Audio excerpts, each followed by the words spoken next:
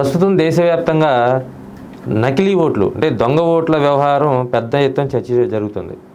అయితే ఈ చర్చ ప్రధానంగా జరగటానికి మనకి కృష్ణా జిల్లా ప్రాంతానికి సంబంధించినటువంటి ఒక సామాజిక కార్యకర్త చేసినటువంటి ఫిర్యాదు. ఈ ఫిర్యాదు ఇప్పుడు కాదు, గతంలో 2024 ఎన్నికలకు ముందే ఆయన ఎన్నికల కమిషన్ దృష్టికి తీసుకొచ్చారు. దాని తర్వాత రాజకీయ పార్టీలన్నీ కూడా చైతన్యమైనటువంటి పరిస్థితి. అసలు దొంగ ఓట్లు ఎలా నమోదు చేస్తారు, ఎలా వేస్తారు, దీంతోపాటు అసలు కృష్ణా జిల్లాలో ప్రజాప్రతినిధుల పేరుతో గతంలో జరిగినటువంటి దందాలు, దొంగ ఓట్ల నమోదు, అదేవిధంగా ఓట్లు కొల్లగొట్టడానికి ప్రజల సొమ్ము, ప్రభుత్వ సొమ్ము ఏ విధంగా అంటే విచ్చలవిడితనాన్ని ప్రదర్శించారనేది తెలుసుకునే ప్రయత్నం చేద్దాం. ప్రముఖ సామాజిక కార్యకర్త దిలీప్ గారు ఉన్నారు మనతో. ఆయన అడిగి కొన్ని విషయాలు తెలుసుకుందాం. సార్ నమస్తే దిలీప్ గారు. ముఖ్యంగా ఏంటి కృష్ణా జిల్లాలో మీరు చెప్తున్న దాని ప్రకారం పెద్ద ఎత్తున నకిలీ ఓట్లు కానీ గతంలో బయటపడ్డాయి. ఇప్పుడు కూడా దేశవ్యాప్తంగా ప్రధానమైన చర్చ జరుగుతుంది. అసలు నకిలీ ఓట్లు ఉంటాయి, లేకపోతే అసలు ఈవీఎంల ఉనికికే ప్రశ్నార్థకం ఏర్పడేటువంటి పరిస్థితులు ఉన్నాయి. అసలు ఎలా దొంగ ఓట్లు నమోదు చేస్తారు, ఏం చేస్తారు సార్? వీళ్ళు ఏంటంటే జమ్లింగ్ చేశారు సార్ ఓట్లని. ఒక వార్డులో ఉన్నటువంటి ఓట్లను తీసుకెళ్ళి వాళ్ళకి తెలియకుండానే ఎటువంటి ఫామ్ 8లో అప్లై చేయకుండానే వీళ్ళందరికీ వీళ్ళే తీసుకెళ్ళిపోయి 4 కిలోమీటర్లు 3 కిలోమీటర్ల దూరంగా ఉన్నటువంటి బూతుల్లోకి షిఫ్ట్ చేశారు. అప్పుడు ఉన్నటువంటి 2023 జరిగినటువంటి పరిస్థితి అది. షిఫ్ట్ చేసిన తర్వాత వీళ్ళు ఆన్లైన్లో చెక్ చేసుకుంటే మన ఓటు కనిపిస్తుంది, ఓకే ఓటు ఉంది కదా అని అనుకున్నారు. కొంచెం చదువుకున్నాడు, చదువుకోలేని వాళ్ళేమో పోలింగ్ బూత్కి వెళ్ళేదాకా తెలియదు. సరే నేను అప్పుడు కార్పొరేషన్ ఎన్నికల్లో పోటీ చేసి ఓడిపోయిన తర్వాత ఎందుకు ఇలా జరిగింది, ఎందుకు ఓడిపోయాయని చెప్పేసి ఆ లిస్టులన్నింటినీ కూడా మళ్ళీ కూలంకషంగా పరిశీలించుకుంటూ వెళ్తే ఓట్లు సంబంధం లేని కొన్ని ఓట్లు మా మచిలీపట్నం వచ్చేసి మేము ఉండేది 6వ డివిజన్ ఏరియాలో, అక్కడికి 2.5 కిలోమీటర్ల నుంచి 3 కిలోమీటర్ల దూరం ఉన్న కాళేకంపేట ఏరియా ఓటర్లు ఇక్కడికి వచ్చారు, ఇక్కడ ఉన్నటువంటి ఓటర్లు అక్కడికి వెళ్ళారు. ఇదేంటని చెప్పేసి అట్లా మొత్తం మచిలీపట్నం ఉన్న లిస్టులన్నింటినీ కూడా చేసుకుంటూ వెళ్తే ప్రిలిమినరీగా నాకు ఒక 1152 ఓట్లుగా దొరికితే వాటిని ఈసీకి అప్పుడు నేను కంప్లైంట్ చేశాను. 1100 ఓట్ల 1100 ఓట్లు విత్ డేటాతో సహా ఈసీకి ఇచ్చాను. నేను కంప్లైంట్ పెట్టాను. అప్పుడు ఆర్డీఓ గారే మాకు ఈయన ఇది రిటర్నింగ్ ఆఫీసర్ కాబట్టి ఆయనకి ఇచ్చాను, జిల్లా కలెక్టర్ గారికి ఇచ్చాను. ఎవరు కూడా అసలు ఫిర్యాదుని పరిగణలో తీసుకోలేదు. కంటిన్యూగా నేను 2022 డిసెంబర్ నుంచి నేను రిప్రజెంటేషన్ ఇస్తూనే వెళ్తాను తప్ప వాళ్ళు ఎవరికి కూడా అసలు ఏంటి దీని గురించి పెద్ద ఇదేంటిలే అని చెప్పేసి వాళ్ళు ఏం పట్టించుకోలేదు. చివరాఖరికి నాకు విధి లేని పరిస్థితుల్లో గౌరవ హైకోర్టు వారిని నేను అప్రోచ్ అయ్యాను. పిల్లు ద్వారా సార్ ఇలా అక్రమాలు జరుగుతున్నాయి, పిల్లు వేశాను. 77/2023 పిల్లు వేశాను సార్. పిల్లు వేసినప్పుడు అప్పుడు హైకోర్టు ఈసీని నోటీసులు సర్వ్ చేస్తే దీన్ని వివరణ ఇవ్వండి అని చెప్పాను. అప్పుడు జరిగినటువంటి తర్వాత దాంట్లో అసలు ఈ దొంగ ఓట్లు కానీ ఇవన్నీ కానీ కనుక మనం జాగ్రత్తగా చేయాలని అంటే అసలు రూల్ నెంబర్ 6A అని చెప్పేసి మనకి ఎలక్షన్ కమిషన్ ఇచ్చిన నిబంధన ఒకటి ఉందండి. ఆ రూల్ నెంబర్ 6A ఏం చెప్తుందంటే ఒక వీధిలో ఉన్నటువంటి ఓట్లన్నీ కూడా ఒకే లైన్లో ఉండాలి. ఇల్లు తర్వాత ఇల్లు తర్వాత ఇల్లు అన్న ఉండాలి, లేదు డోర్ నెంబర్ ప్రకారం సీరియల్గా ఉండాలి. కాబట్టి ఇలాగే ఉండాలని చెప్పి ఈసీ నిబంధన ఉంది. వాళ్ళు కొత్తగా ఏమీ మనం సృష్టించలేదు, తయారు చేయలేదు. ఆ నిబంధనని అమలు చేయకుండా ఇప్పుడు మా ఏ అనే ఇంటి పక్కన బీసీ లేకుండా తీసుకెళ్ళి వైఓ ఏదో పెడతాడు లిస్టులో. దీనికి ఏమవుతుందంటే ఏ పక్కన ఉండేటువంటి ఇల్లు బీ వాళ్ళకైతే ఈ ఇంట్లో ఎవరున్నారో ఏంటో తెలుస్తుంది మనం అడిగినా కూడా. కానీ ఇలా తెలియకుండా ఉండటం కోసం వాళ్ళ ఇల్లు అవతల ఉన్నటువంటి 50 ఇళ్ళు తర్వాత ఇట్లా నెంబర్లు తీసుకొచ్చి అక్కడ పెట్టారు. ఇది ఒక కన్ఫ్యూజన్కి లిస్టులో ఇది మామూలుగా రాజకీయ కార్యకర్తలు మేము అంతా చూసుకుంటూ ఉంటాం, వాటిని వెతుకుతున్నాం కానీ ఐడెంటిఫై కావట్లా ఎక్కడెక్కడ వాళ్ళు వస్తున్నారు ఇదంతా కూడా. సో ఇది అంతా కూడా ఎప్పుడు జరిగిందని చెప్పేసి నేను ఇంకా లోతుకెళ్ళి చూస్తే లోకల్ వాడి ఎలక్షన్ జరిగినప్పుడు ఈసీ దగ్గర నుంచి అక్కడ ఉన్నటువంటి ఎంఆర్ఓ ఆఫీస్లో ఉన్నటువంటి కంప్యూటర్ ఆపరేటర్లు కానీ అక్కడ ఉన్నటువంటి సిబ్బంది కానీ వీటిని అక్రమంగా ఈ లిస్టులన్నీ కూడా జంబ్లింగ్ చేశారు. అంతా కూడా ఒక డబ్బాలు వేసి గులకరిచ్చినట్టుగా చేసేసి ఇష్టం వచ్చేట్టు చేస్తారు లిస్టులన్నీ. ఎందుకంటే మామూలుడికి అర్థం కాకుండా చేయడమే వాళ్ళకి. ఈ కన్ఫ్యూజన్లో ఓట్లు పోల్ చేసుకోవాలి. కానీ వాళ్ళకి మాత్రం ఏంటంటే వాలంటీర్ వ్యవస్థ ఉండటం వల్ల ఏ ఓటు ఎక్కడ ఉంది ఏంటని చెప్పేసి వాళ్ళు క్లియర్గా డేటాతో అట్టుపెట్టినారు.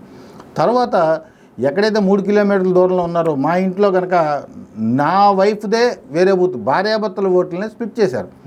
నా బూత్లో నేను ఉండేటువంటి 51 బూత్లో నేను ఉంటే మా వైఫ్ ఓటు 52లో పెట్టారు. సో నేను కంటిన్యూగా ఈసీ అధికారులు వచ్చి నేను మానిటరింగ్ చేశాను చెప్తే నేను స్వయంగా ఫిర్యాదు అనేది చెప్పినా కూడా నా ఓటు మార్చలేదు పరిగణలో అప్పుడేం చేశారు, నన్ను ఇటు తీసుకొచ్చి మా ఆవిడని అడ్డు పెట్టారు. మళ్ళీ సో ఇట్లా ఎందుకు మీ ఇద్దరు ఒకే ఇంట్లో ఉంటారు, ఒకే ఇంట్లో ఒకే డోర్ నెంబర్లో ఉంటారు, బూత్ మారిస్తే ఏంటి ప్రయోజనం? కన్ఫ్యూజన్. ఇప్పుడు వాళ్ళు చెప్పేదానికి ఏంటంటే ఒకే చోట ఉంటారు కదా, దాంట్లో ఏముంది ప్రాబ్లం? ఒకే ఇంట్లో ఉన్నటువంటి ఓటర్లని ఒకటి రెండు కింద పెట్టాలి, ఒకే దీంట్లో ఉండాల్సింది. మనం దూరంగా చెప్తూ దానివల్ల ఏంటంటే నా సీరియల్లో నాది 460 ఉందనుకోండి, మా వైఫ్ ఓటర్ లిస్ట్ వచ్చేప్పుడు 800 ఉంటుంది. కానీ నేను ఎత్తుక్కునేది ఆ లిస్టులో లేదేమో ఓటు అని అనుకుంటాం. సో అది పోలి కాదు, లేదు ఉందని ఎత్తుక్కుంటే ఈ ప్రొసీజర్లో ఎంత కన్ఫ్యూజన్, మెయిన్ కన్ఫ్యూజన్, సిస్టాన్ని కన్ఫ్యూజన్ క్రియేట్ చేయడం, ఓటింగ్ శాతాన్ని తగ్గించడం, ఇది వాళ్ళు ప్రధానంగా పెట్టిన ఎజెండా. సో దీన్ని మేము మానిటరింగ్ చేసి ఇదంతా చూసిన తర్వాత హైకోర్టుకి పిల్లు ద్వారా అప్రోచ్ అయ్యాం. ఆ తర్వాత కొన్ని వాయిదాలు ఈసీ కూడా అటెండ్ అయింది. ఇప్పటి వరకు నాకు తెలిసినంత వరకు కూడా ఈసీ ఎక్కడ కూడా తప్పు జరిగిందని ఎప్పుడు ఒప్పుకోవడం అనేది లేదు. కానీ మచిలీపట్నంలో 5736 ఓట్లు మిస్టేక్ జరిగినాయని చెప్పేసి రాతపూర్వకంగా ఈసీ ఒప్పుకుంది. మరి ఇవన్నీ కూడా సరి చేశారు. తర్వాత 11,000 చిల్లర ఓట్లు జంబ్లింగ్ చేశారు. జంబ్లింగ్ చేయడం, ఒకే ఇంట్లో 4 ఓట్ని చెల్లాచెదురు చేయడం, ఇట్లాంటివన్నీ సరి చేసుకుంటూ మచిలీపట్నంలో జరుగుతూ వచ్చినాయి.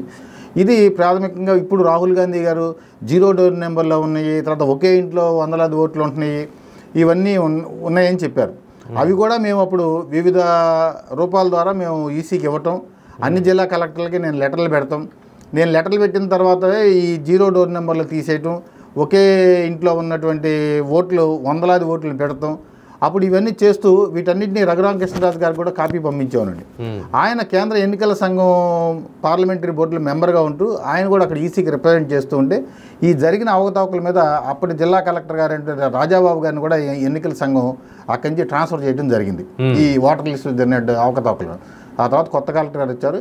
ఈ ఎన్నికలన్నీ కూడా ఈ ఓటర్ లిస్టులు సరి చేయడం వల్ల సజావుగానే జరిగింది సార్. ఇది గతంలో ఉన్నటువంటి. అంటే మీరు ఇందాక ఒక అంశం చెప్పారు సార్, మిమ్మల్ని ఏమో 1 కిలోమీటర్ యువతల పెడతారు, మీ కుటుంబ సభ్యులనేమో ఒక 2-3 కిలోమీటర్ల అవతల పెడతారని. అలాగే ఒక కుటుంబంలో భార్య భర్త పిల్లలకి ఓట్లు కానీ ఉంటే భార్య భర్తల ఓట్లు ఉంటాయి, పిల్లల ఓట్లు పోతాయి అనేది. అంటే ఎట్లా మీరు దానికి అప్లై చేసుకోకుండానే అసలు నా ఓటు వద్దు అని ఎవరన్నా చెప్తారా? చెప్పరు. కానీ ఎలా తీసేశారు?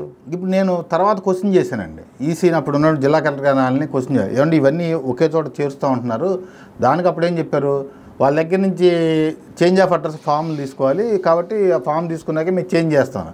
నేనేమంటానంటే ఎవరు ఇచ్చారు మీకు మమ్మల్ని చేంజ్ చేయమని? మీరే చేసేసారు కదా, ఇప్పుడు ఎందుకు మేము ఫామ్స్ ఇవ్వాలని చాలా కాలం ఫైట్ చేశాం. పైపెత్తి అప్పుడు ఏంటంటే పవన్ కళ్యాణ్ గారు తన ఒక మీటింగ్లో చెప్తూ ఎవరో కూడా మన ఆధార్ కార్డులు ఇవ్వద్దని చెప్పారు. ఇలాగ ఓట్లు ఏదైనా సరే చేసే పరిస్థితి ఉంది కాబట్టి మనం ఎవరం కూడా ఎవరికి ఆధార్ కార్డులు ఇవ్వద్దు, మన ఓట్లు తీసేసే పరిస్థితి ఉంది కాబట్టి మీరు అని చెప్పారు. దానివల్ల ఏం జరిగిందంటే ప్రజల్లో విపరీతమైన చైతన్యం వచ్చి ఇది ప్రభుత్వం నిజంగా చేస్తున్నా కూడా ఎవరు మేము ఆధార్ కార్డులు ఇవ్వమని చెప్పారు. అసలు మమ్మల్ని ఎవరు ట్రాన్స్ఫర్ చేయమన్నారు? నిన్ను మాకు చెప్పకుండా మా ఓటు తీసుకెళ్ళి 3 కిలోమీటర్లు అవతల పడేస్తావు. ఇప్పుడు నువ్వు తెచ్చి అవతల పెడతాకి నిబంధనలు ఏంటి? సుమోటోగా ఈసీజీ చేయాలి కదా, అప్లై చేయమని చెప్పావు అని ఎంత పోరాటం చేసినా కూడా కొన్ని ఎవరైతే అవేర్నెస్ ఉండి పవన్ కళ్యాణ్ గారు ఇచ్చిన దీనివల్ల మనం ఆధార్ కార్డులు ఇస్తే ఏదైనా పొరపాటు చేస్తామన్నా కొన్ని ఓట్లు అప్పుడు జరగలేదు. ఇప్పుడు జిల్లా అధికారులు ఏంటంటే ఇలాంటివి ఏమైనా ఉంటే కనుక ఈసీకి సుమోటోగా తీసుకుంటామని చెప్పేసి పర్మిషన్ రాస్తూ ఉన్నారు. ఇప్పుడు దాని మీద ఇంతవరకు ఎంక్వైరీ చేయాలి. ఇప్పుడు ఆ రోజు జరిగినటువంటి నేను ఎంత పోరాటం చేసి మీరు పిల్ వేశారు, మీరు పిల్లో ఎవరిని బాధ్యులు చేస్తూ వేశారు? ఈ అక్రమాలు సరి చేయాలని చెప్పేసి ఈసీనే పెట్టి మనం వేసాం, సరి చేశారు. కానీ తప్పు చేసిన అధికారుల మీద చర్యలు లేవు కదా. ఇప్పుడు వాళ్ళంతా హ్యాపీగా వేరే చోట్ల ఉద్యోగాలు చేసుకుంటున్నారు, ఇవన్నీ నడిచిపోతుంది. మరి ఆ రోజు మేము కనుక్కుని ఉండిపోతే ఒక్క మచిలీపట్నంలో సుమారుగా 11,000 ఓట్లు జరిగి మా 11,000 ప్రజలు వాళ్ళ ఓటు హక్కుని స్వేచ్ఛగా వినియోగించే పరిస్థితి ఉండేది కాదు. గందరగోళం ఉండేది ఆ రోజు పోలింగ్ రోజు. ఇట్లా ఒక్క మచిలీపట్నం జరగలేదని పెడంలో ఉన్నాయి, గుడివేళ ప్రతి చోట కూడా లిస్టులన్నీ కన్ఫ్యూజన్ గురి చేసేసి 0 డోర్ నెంబర్లు, వందలాది ఇళ్ళు ఒకే డోర్ నెంబర్లో పెడతాం, ఇట్లా రకరకాలుగా చేసుకుంటూ వచ్చారు. ఇవన్నీ కూడా మేము పిల్ వేయటం వల్ల అవన్నీ కూడా ఈసీ అధికారులు అన్ని చోట్ల అవేర్నెస్ వచ్చింది. కలెక్టర్లు అందరికీ కూడా మేము టైం టు టైం నేను మానిటరింగ్ చేస్తూ లెటర్లు పెడతా ఉండేవాడిని. అవన్నీ జరిగినాయి సార్, చాలా వరకు రెక్టిఫై చేశారు సార్. ఒక్క మచిలీపట్నంలోనే దాదాపు 5,000 అంటే ఓట్లు అడ్రస్లు మారిపోయినాయి అని, తప్పిదాలు జరిగినాయని ఈసీ కూడా ఒప్పుకుంది. దాని తర్వాత ఏం జరిగింది సార్? అది ఒప్పుకున్న తర్వాత వాళ్ళు తప్పు జరిగిందని కౌంటర్ వేశారు. మేము చెబుతూ హైకోర్టు వరకు ఏం చెప్పారంటే ఈ ఫిర్యాదుదారుడు కనుక ఎప్పుడు తప్పులు మా దృష్టికి తీసుకొచ్చినా వెంటనే సరి చేస్తామని చెప్పేసి వీళ్ళు ఎలక్షన్ కమిషన్ కోర్టులో కౌంటర్ వేసింది. దాంతో మేము అడిగింది ఏంటంటే రూల్ నెంబర్ 6A మీద మాత్రమే నేను క్లారిటీగా అడిగాను. దీన్ని అమలు చేయాలని చెప్పి స్ట్రిక్ట్గా అడిగితే గౌరవ హైకోర్టు వారు ఎన్నికల నిబంధనల కమిషన్ ఏ నిబంధనలు అయితే ఇచ్చిందో ఆ నిబంధనలు అన్నింటినీ కూడా ఖచ్చితంగా అమలు చేయాల్సిందే. నేను అడిగింది మచిలీపట్నం అసెంబ్లీకి, కానీ మచిలీపట్నం పార్లమెంటరీ కాన్స్టిట్యున్సీలో ఎటువంటి తప్పిదాలు పిటిషన్దారుడు మీ దృష్టికి తీసుకొచ్చినా ఇమీడియట్గా దానికి టైం బౌండింగ్ పెట్టాల. ఎప్పుడు ఫిర్యాదు తీసుకుంటే అప్పుడు వెంటనే సరి చేయాలని చెప్పేసి గౌరవ హైకోర్టు వారు ఉత్తర్వులు ఇచ్చున్నారు సార్. దాని మళ్ళీ అక్కడి నుంచి మేము టైం టు టైం ఎక్కడ మిస్టేక్లు జరిగినా పైపు ఇప్పుడు ఏం జరిగిందంటే సార్ ఈసీ కొత్త నిబంధన తీసుకొచ్చింది. ప్రతి నెల పొలిటికల్ పార్టీస్తో మీటింగ్ పెట్టేసి ఇలాంటి డిస్టర్బెన్స్ లేకుండా ఫర్దర్గా ఏమీ ఉండకూడదని చెప్పేసి పొలిటికల్ పార్టీస్ మీటింగ్ పెట్టింది. సో దాంతో ఏముందంటే మేము కూడా ప్రతి నెల జిల్లా ఎన్నికల అధికారికి కలెక్టర్ గారితో మాట్లాడుతున్నాం. ఏ మిస్టేక్స్ ఉన్నాయో ఇప్పుడు కొంచెం బాగుంది. తప్పు జరిగి ఆ ఎలక్షన్ రోజు మేము పరిగెత్తుకెళ్లకుండా ప్రతి నెల మేము వెళ్తున్నాము, చూసుకుంటున్నాము. ఇప్పుడు లిస్టులు వస్తాయి, రేపు డిసెంబర్లో కొత్త లిస్టులు వస్తాయి. ఇప్పుడు అంత ఏకపక్షంగా చేసే పరిస్థితులు కానీ కానీ లేకుండా పోయినాయి. లేకపోతే గతం అసలు నిబంధనల గురించి తెలియకుండానే ఎవరు ఓటు ఎలక్షన్ జరిగిన రోజు మాత్రమే దీని గురించి ఉండటం, మామూలు రోజులు ఎవరికి అవగాహన లేకపోవటం, ఇట్లా విచ్చలవిడిగా ఫామ్ 6 వేసేసి వేలాది ఓట్లు వాళ్ళే తీసేయటం, చనిపోయారని చెప్పేసి అడిగేవారు లేరు కదా ఇక్కడ. అట్లా తీసేయటం, లేకపోతే వీళ్ళు పర్మనెంట్లీ మైగ్రేటెడ్. ఇప్పుడు అక్కడ మేము 11,000 ఓట్లు చేశారు కదా, ఆ డేటాలు తీయమంటే ఒక ఫామ్స్ లేవు, ఏం లేవు. లేకపోతే అప్పటికప్పుడు తయారు చేసుకుంటాం. ఇప్పుడు పర్మనెంట్లీ మైగ్రేటెడ్ అని ఊరిని రాసేసుకున్నారు. దానికి ఏమి ఫామ్ ఎవడిచ్చాడు? పర్మనెంట్లీ మైగ్రేటెడ్ అని రాయంటే పక్కన ఇటుపక్క ఇంటోళ్ళు అటుపక్క ఇంటోళ్ళు లేదా పంచనామా చేసుకుని ఈ ఓటర్ ఇక్కడ లేడని చెప్పి పంచనామా చేసిన తర్వాత అంత ఓటు తీయాలి. మరి అటువంటిది ఏం జరగలేదు. ఎలాంటి ఓట్లు వాళ్ళు ఇష్టం వచ్చినట్టుగా చేసుకుంటూ వెళ్ళిపోయారు. దాన్ని మేము బయటికి తీయటం చేయటం, దాన్ని ఒక బెంచ్ మార్క్ జడ్జిమెంట్ లాగా దాన్ని తీసుకొచ్చాం. ఎప్పుడైనా సరే మామూలుగా అయితే ఆంధ్రప్రదేశ్లో దాదాపుగా అన్ని ఎన్నికలు ముగిశాయి. ఇప్పుడు ఎన్నికల ప్రస్తావన అవసరం లేదు, ఓటర్ల పరిస్థితి అవసరం లేదు. కానీ రాబోయే ఒక 5-6 నెలల్లో మళ్ళీ లోకల్ బాడీ ఎన్నికలకు సంబంధించి నోటిఫికేషన్స్ వస్తాయి, అవి జరుగుతాయి. అప్పుడు కూడా ఈ కన్ఫ్యూజన్ ఉంటుందా? ఉండదు సార్. ఎందుకంటే ఇప్పుడు నెల ఈసీ తీసుకున్న చర్యల వల్ల ప్రతి చోట డైరెక్ట్గా జిల్లా ఎన్నికల అధికారి నుండి కలెక్టర్ గారే, ఎక్కడ జిల్లాలో కలెక్టర్ గారు ఆ జిల్లా కలెక్టర్ గారు ప్రతి కాన్స్టిట్యున్సీలోనూ ఆ ఎలక్టరల్ ఆఫీసర్లతో పొలిటికల్ పార్టీని పిలవటం, మానిటరింగ్ చేసుకుంటాం. జిల్లా స్థాయిలో ఆయన నెల మీటింగ్ పెట్టుకుంటాం. ఇట్లా ప్రతి నెల ఆర్డీఓ గారి స్థాయిలో అక్కడ ఎవరైతే వీళ్ళు ఈసీకి సంబంధించిన ఆఫీసర్ ఉంటారో ఆర్డీఓ గారు వేరే ఆఫీసర్ వాళ్ళ లెవెల్లో కాన్స్టిట్యున్సీ లెవెల్లో మీటింగ్ జరగటం, అక్కడి నుంచి ప్రతి నెల కలెక్టర్ గారి దగ్గర మీటింగ్ జరగటం, ఈ స్టేజ్ల వారి జరగటం వల్ల ఈ పొరపాట్లు అనేది తావు లేకుండానే వస్తుందని చెప్పేసి నేను ఆశిస్తాను. ఎందుకంటే ఎవరు కూడా ఇంతవరకులాగా మాకేం పర్లేదు అనే ఊరుకునే పరిస్థితి ఇప్పుడు లేదు. ఎందుకంటే ఈసీ కంటిన్యూ మానిటరింగ్ చేస్తుంది. అవకతవకలు జరిగేటానికి అసలు అవకాశం అనేది జరగదు. ఈసీ మానిటరింగ్ చేయడంతో పాటు యాక్చువల్గా జిల్లా కలెక్టర్లే జిల్లా మేజిస్ట్రేట్లుగా ఉంటారు, తర్వాత ఎన్నికల అధికారి కింద కూడా ఉంటారు వాళ్ళు. మరి గతంలో కూడా కలెక్టర్లే పనిచేశారు. ఇప్పుడు ఈ జరిగినటువంటి అవకతవకలన్నీ కూడా కలెక్టర్ల దృష్టిలో లేవంటారా? అంటే అసలు ఊహించని పరిణామం సార్. కలెక్టర్ గారికి కూడా వీళ్ళకి కూడా నేనేదో అభూత కల్పన చెబుతున్నానులే, ఈయనకి ఏదో పని లేక చెప్తున్నాను తప్ప అసలు ఇంత డెప్త్ ఇలా జరిగిందా అనేది అర్థమయ్యేటప్పటికే చాలా జరిగిపోయారు. క్యాజువల్గా పిటిషన్ ఇచ్చాము, ఆ పిటిషన్ కలెక్టర్ గారు ఏం చేస్తారు, చూసేసి ఇనిషియల్ చేసి కిందకి పంపించేసి ఎవరైనా ఎంక్వైరీ చేయండి దీని మీద యాక్షన్ తీసుకొని ఉంటారు. ఆ పైనుంచి కిందకి అలాగే ఇనిషియల్ వేసుకుంటే వీఆర్ఓ స్థాయికో లేదా ఎలక్షన్ డ్యూటీ ఉంటుంది కింద స్థాయి, ఆవిడ దగ్గరికి వస్తుంది. ఆవిడ స్థాయిలో ఏం చేయగలుగుతుంది? అలాగే పిటిషన్లు అన్నీ కూడా నేను పెట్టినట్టు యాక్షన్ తీసుకో. నేను ఎప్పుడైతే పిల్లు వేసానో, నేను పిల్లు వేసిన తర్వాత అప్పుడు కమిషనర్ గారు మీటింగ్ పెడతాం, ప్రెస్ మీట్ పెడతాం, పిల్లు వేశారు, మేము అవుతాం. అప్పుడు ఆయన చెప్పారు స్పెషల్ సమ్మరీ రివిజన్ జరుగుతుంది, ఎవరై ఓట్లు తీసేయం, అభ్యంతరాలను తెలపడం అప్పుడు చెప్పారు. ఇలా జరిగిద్దని అసలు అంత పెద్ద అధికారులకే అవగాహన లేదు, ఇలా చేస్తారనేది నాలెడ్జ్ లేదు ఎవరికి కూడా. ఊహ కూడా అందని విధంగా చేశారు. ఇప్పుడు తిరుపతి బై ఎలక్షన్లో జరిగిందంటే మేము కూడా టీవీలో చూస్తే తప్ప అదేంటి అని అనుకున్నాం. నాకు స్వానుభవం వచ్చేదాకానే దొంగ ఐడీలు తయారు చేసుకుని ఈ జమిలింగ్ చేసిన ఓట్లు భార్యాభర్త ఒక చోట ఉంటే పిల్లల ఓట్లు ఇంకో చోట ఉంటే వీళ్ళు ఒక పోలింగ్ బూత్లో ఉన్నాయని చెప్పేసి మన ఇంటి దగ్గర నుంచి 1 కిలోమీటర్ లోపు ఉన్న పోలింగ్ బూత్కి 4 కలిసి ఫ్యామిలీతో వెళ్తారు. వెళ్ళిన తర్వాత వైఫ్ అండ్ హస్బెండ్ ఓట్లు అక్కడ ఉంటాయి, మిగిలిన ఓట్లు అక్కడ ఉండవు. అరే ఏంటంటే సరే ఎక్కడ పోయిన కానీ అని చెప్పి జనరల్గా ఎవరు ఏం చేస్తారు, ఓటు వేసి వెళ్ళిపోదాం. కానీ చదువుకున్న పిల్లలు అయితే వెంటనే సెల్లో చూస్తారు, నెట్ ఓపెన్ చేస్తారు, మా ఓట్లు ఇక్కడ లేవు, వేరే షిఫ్ట్కి వెళ్ళి మేము అక్కడికి వెళ్తామని చెప్పేసి వీళ్ళు బయలుదేరి వెళ్తారు. కానీ వీళ్ళ ప్లాన్ ఏంటంటే ఉదయాన్నే 7 గంటలకే పోలింగ్ స్టార్ట్ అయింది కాబట్టి ఈ వాలంటీర్ వ్యవస్థ ద్వారా ఎవరి ఓట్లు ఎక్కడికి జంబ్లింగ్ అయినాయో వాళ్ళు ముందే డేటా సేకరించి ఉంటారు. అక్కడ ఈ కానటువంటి వీళ్ళ పార్టీ కానటువంటి వాళ్ళు ఓట్లే అక్కడ జంబ్లింగ్ చేస్తారు. వీళ్ళు వెళ్ళి అక్కడికి పోల్ చేద్దామని వెళ్ళేలోపు వాళ్ళ ఓట్లు పోలైపోయి ఉంటాయి. ఎలా చేస్తారు సార్ అని అంటే ఫార్ములా తిరుపతిలో చేశారు. నకిలీ ఐడీలు సృష్టించడం, ఉదయాన్నే వెళ్ళి ఓట్ చేసేయటం. ఇంకా వీళ్ళు వెళ్ళి ఛాలెంజ్ ఓటుకి వెళ్ళినా ఇప్పుడు వాళ్ళు ఛాలెంజ్ ఓటు వేయాలని కానీ ఇంత అవేర్నెస్ కానీ ఇవన్నీ ఎక్కడ ఉంటే మామూలుగా ఉండే ప్రజలు ఎక్కడ చేయగలుగుతారు ఇవన్నీ? అరే మా ఓటు ఎవడో వేసా అలా అంత దూరం వెళ్ళేవాడే ఉండడు, ఒక ఓటు మిస్ అయితే అదే పక్షంగా అక్కడికి వెళ్ళినా కూడా ఓటు వేసేసి ఉంటారు. ఇట్లా ఒక పథకం ప్రకారం చేసుకుంటూ వచ్చి 2 విడతల్లో ఎలక్షన్ జరపాలని వాళ్ళు చాలా కాలం అప్పట్లో వార్తలు వస్తూ ఉండేది. 2 విడతల్లో జరగాలి, 2 విడతల్లో జరగాలి. 2 విడతల్లో జరిగేది అంటే ఫర్ సపోజ్ విజయవాడలో ఎలక్షన్ జరిగింది అనుకోండి, విజయవాడ పార్లమెంటరీ కాన్స్టిట్యున్సీ ఒకసారి జరిగితే మచిలీపట్నం పార్లమెంటరీ కాన్స్టిట్యున్సీ ఇంకోసారి విజయవాడ నుంచి చేసి పక్కనే ఉయ్యూరులోనో పెనంలోనో కూర్చొని ఓట్లు వేసేవాళ్ళు వచ్చేసి.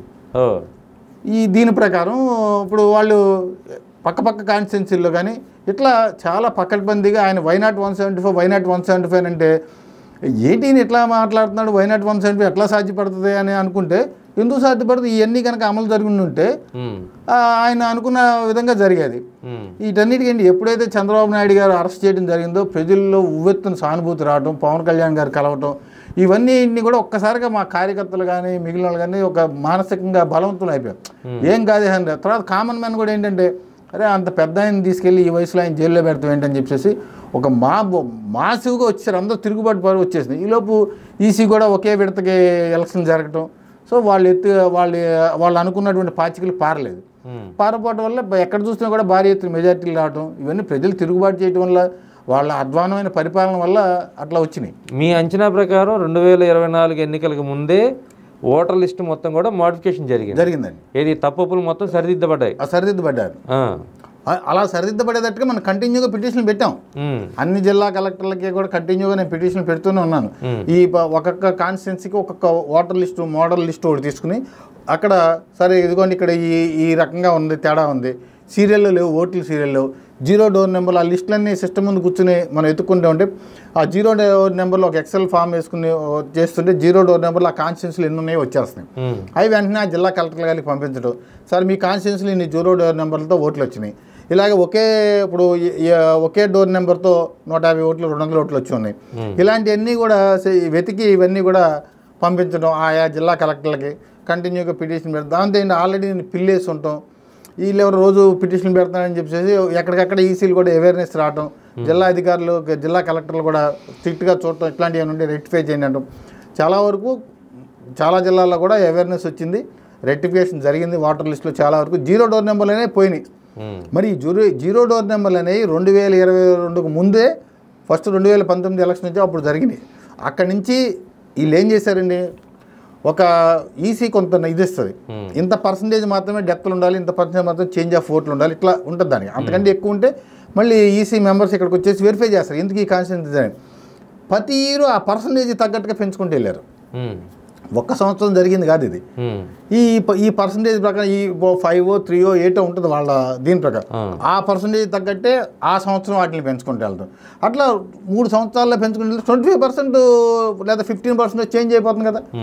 చేంజ్ ఆఫ్ ఓట్లు డిలీషన్ కానివ్వండి, ఇట్లా ఆ పర్సంటేజ్ ప్రకారం ఒక సెక్షన్ ఆఫ్ పీపుల్ దీని మీద వర్క్ చేశారు, వాళ్ళు నిరంతరం పనిచేశారు దీని మీద. ఇప్పుడు చాలాసార్లు మా పార్టీ నుంచి కానీ మిగిలిన వాళ్ళు కానీ 0 డోర్ నెంబర్లు అని చెప్పి ఈసీకి కంటిన్యూ ఫిర్యాదు చేస్తూనే ఉన్నారు. ఈ సంవత్సరం ఫిర్యాదు చేసినప్పుడు ఈ సంవత్సరం జనవరి 5కి ఫైనల్ రూల్ వస్తుంది. అంతకుముందే ఫిర్యాదు చేశారు. ఫిర్యాదు చేసినప్పుడు ఆ పోనీ నెక్స్ట్ ఇయర్కి వచ్చినప్పుడన్నా తీస్తారా, లేదు, అలా కంటిన్యూ అవుతూ వచ్చేసినాయి.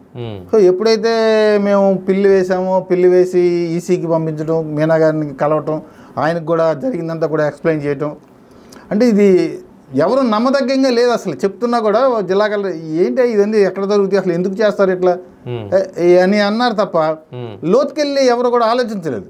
ఇప్పుడు ఈ 5% రేషియోలో మార్చుకుంటూ వెళ్తున్నారు, ఈసీ నిబంధన తగ్గట్టుగా మారుతుంటే ఎవరు చేస్తారు ఇవన్నీ? మా అధికారులు ఉన్న కీలని వాళ్ళకేం తెలుసు? వాళ్ళు ఎవరు చేశారు సార్? అప్పుడు అధికారులు చేశారా లేకపోతే కేవలం రాజకీయ పార్టీలు?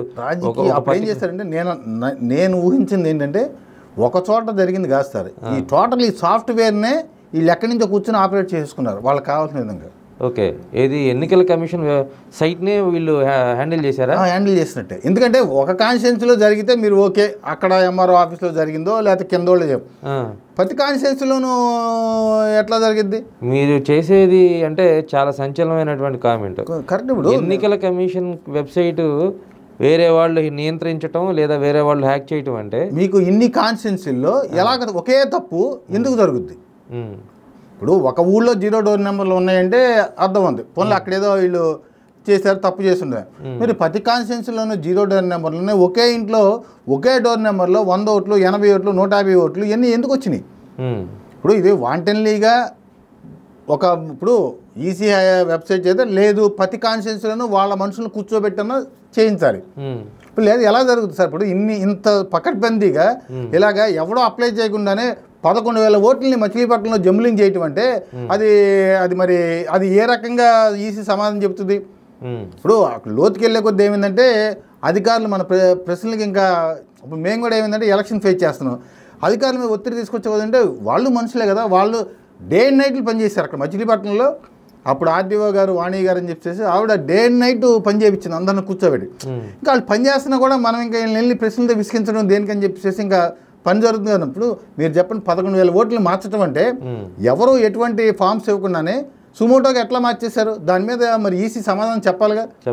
సమాధానానికి ప్రశ్నలు లేని వాళ్ళు ఏమి సమాధానం చెప్పకుండానే ఈసీ ఏంటంటే అసలు మమ్మల్ని క్వశ్చన్ చేసేవాడు, మమ్మల్ని క్వశ్చన్ చేస్తారు అనేటువంటి పరిస్థితి కూడా ఈసీకి ఉంటుంది. మేము కూడా ఈక్వల్ ఇది కాబట్టి సమాంతరమైన సుప్రీం కోర్టులతో పాటు సమాంతరం ఇది కాబట్టి మమ్మల్ని సామాన్యుని క్వశ్చన్ చేయటువంటి అన్న భావనలో ఉన్నాయి తప్ప, లేకపోతే నేను అడిగిన ప్రశ్నలకి మరి ఆ రోజే వీళ్ళన్నీ సమాధానం చెప్పుంటే వాళ్ళు రాహుల్ గాంధీ గారు అసలు వీటి గురించి మాట్లాడే పరిస్థితి ఉండేది కాదు. అంటే రాహుల్ గాంధీ గారు సబ్జెక్టు డిఫరెంట్, మీ సబ్జెక్ట్ డిఫరెంట్. ఆయన కూడా దొంగ ఓట్లు చేర్చడం, తీయటం, 0 డోర్ నెంబర్ల గురించి కూడా రాహుల్ గాంధీ గారు చెప్పారు. సో ఇది ఆల్రెడీ రైజ్ అయింది కదా, ఇక్కడ 0 డోర్ నెంబర్లు ఆంధ్రప్రదేశ్లో రైజ్ అయిన ఉన్న విషయమే కదా. అవును, మరి ఇది కంటిన్యూ అయింది కదా. మరి ఆయన కూడా 0 డోర్ నెంబర్తో ఓట్లు ఉన్నాయని చెప్పారు కదా. ఇప్పుడు అప్పటికైనా ఈసీ ఇది ఏంటంటే ఒక అధికారులు కింద స్థాయిలో ఉన్న అధికారులు ఎవరో ఒకటి జనరల్గా ఏంటంటే నేను చూస్తుంది ఏంటంటే ఎన్నికల నిబంధనలు కానీ ఈ ఎలక్ట్రల్స్ ప్రిపేర్ చేయడం కానీ అంటే పట్టించుకోరు అసలు దాని గురించి. పై స్థాయి అధికారులు నామకా వస్తూ ఒక మీటింగ్ పెడతాం అయిపోయిందంటే వెళ్ళిపోవడం తప్ప దృష్టి పెట్టి, ఎందుకంటే ఈసీకి పర్మనెంట్ సిబ్బంది లేరు. ఇక్కడ మేజర్ డ్రాబ్యాక్ ఏంటంటే ఈసీకి పర్మనెంట్ ఇప్పుడు ప్రభుత్వం అధికారులతోనే వాళ్ళు పని చేయించారు, రెవెన్యూ వాళ్ళతోనో వాళ్ళతో పని చేయాలి. సో వాళ్ళకేముంది, వాళ్ళకున్న ఒత్తిడి వల్ల దీనికి ప్రయారిటీ ఉండదు. ఎన్నికల ఉన్న నెల రోజులు తప్ప మిగిలిన రోజుల్లో వాళ్ళకంత దీని మీద పట్టించుకోరు. ఆ యొక్క నిర్లక్ష్యాన్ని వీళ్ళు క్యాష్ చేసుకుని చేస్తారు ఈ మార్పులన్నీ కూడా. ఇప్పుడు మీరు దీని మీద సుదీర్ఘమైనటువంటి వర్క్ అయితే చేశారు, ఇది దొంగ ఓట్ల వ్యవహారం కానీ లేకపోతే అసలు ఓట్లు ఎలా మారుతున్నాయని కానీ. ఇప్పుడు రాహుల్ గాంధీ చేస్తున్నటువంటి కామెంట్ ఏంటంటే అసలు ఈవీఎంలే తప్పులు తడగ్గా ఉన్నాయి అనేది ఆయన వాదన చేస్తున్నారు. మీరు గమనించినంత వరకు దొంగ ఓట్లు పెట్టి వాళ్ళ ఓట్లు మనం ముందుగా అంటే మనం పోల్ చేసుకునే విధానంలో రాజకీయ పార్టీలు లబ్ధి పొందుతున్నాయా లేదంటే ఈవీఎంల ద్వారా లబ్ధి పొందుతున్నాయా? నేను దగ్గర నేను ఒక 500 మంది దాకా ఆ రోజు, ఎందుకంటే మా భయాలు మాకున్నాయి. ఈ 500 మంది కూడా నేను ప్రతినిత్యం కూడా అమ్మ మీరు ఒక్క సెకండ్ ఆగండి, మనం మీటర్ నొక్కిన తర్వాత మనకి ఏ గుర్తుతో మనకు ప్రింట్ వస్తుందో చూడండి, మనం నొక్కినటువంటి గుర్తు కాకుండా వేరే దానికి పడుతుంది అబ్జర్వ్ చేసి నుంచుని బయటికి రండి అని చెప్పాను నేను అందరితో కూడా. నేను అక్కడ ఎలక్షన్ ఏజెంట్గా ఉన్నాను, ప్రతి వాళ్ళని కూడా ఎడ్యుకేట్ చేసే పంపించాం. మరి నేను చెప్పిన వాళ్ళు ఎవరు కూడా నాకు తిరిగి ఫిర్యాదు చేయడం కానీ ఈ రకమైన ఫిర్యాదులు ఈవీఎంలు జరిగినాయి అనేది కానీ నా దృష్టికి అయితే ఏం రాలేదు. మరి నాకు తెలిసినంత వరకు, మరి మేము చూసినంత వరకు నాకు ఈవీఎంలు అక్కడ బాగానే పనిచేసినాయి. కేవలం ఓటర్ల నమోదు అంశం మీదే 0 డోర్ నెంబర్ల మీదే కాన్సన్ట్రేషన్ చేయాలి. అక్కడే రాజకీయ పార్టీలు ఇక్కడ ఈ జంబ్లింగ్ చేయటం, తర్వాత మనది కానటువంటి ఓట్లని తీసేయటం, ఇప్పుడు వీటన్నిటికి తగ్గట్టుగా ఏం చేశాను, ఇప్పుడు కూడా ఏం చేశాను, ఈసీ తర్వాత చాలా మార్చిన నిబంధనలు. ప్రతి పొలిటికల్ పార్టీని కూడా బూత్ లెవెల్ ఏజెంట్ని అపాయింట్ చేయమని చెప్పింది. సో ఎప్పుడైతే బూత్ లెవెల్ ఏజెంట్ ఉంటాడో బిఎల్ఓ ఏకపక్షంగా ఓటుని డిలీట్ చేయటం లేదు.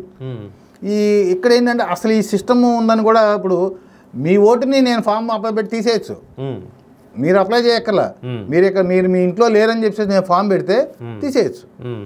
అలాంటి నిబంధనలు ఉన్నాయి. సో అలా తీసేయాలంటే పంచనామా చేసి తీయాలి. కానీ అధికారులు వాళ్ళ మనుషులు వాళ్ళు చెప్పినట్టు వినటం వల్ల ఏం చేశారు, తీస్తారు. అట్లా ఎలా తీస్తారు సార్? నేను నమోదు చేసుకుంటేనే, నేను అప్లై చేస్తేనే నాకు ఓటు ఇస్తారు, తీసేటప్పుడు మీరు అక్కర్లేదు సార్. ఎందుకని?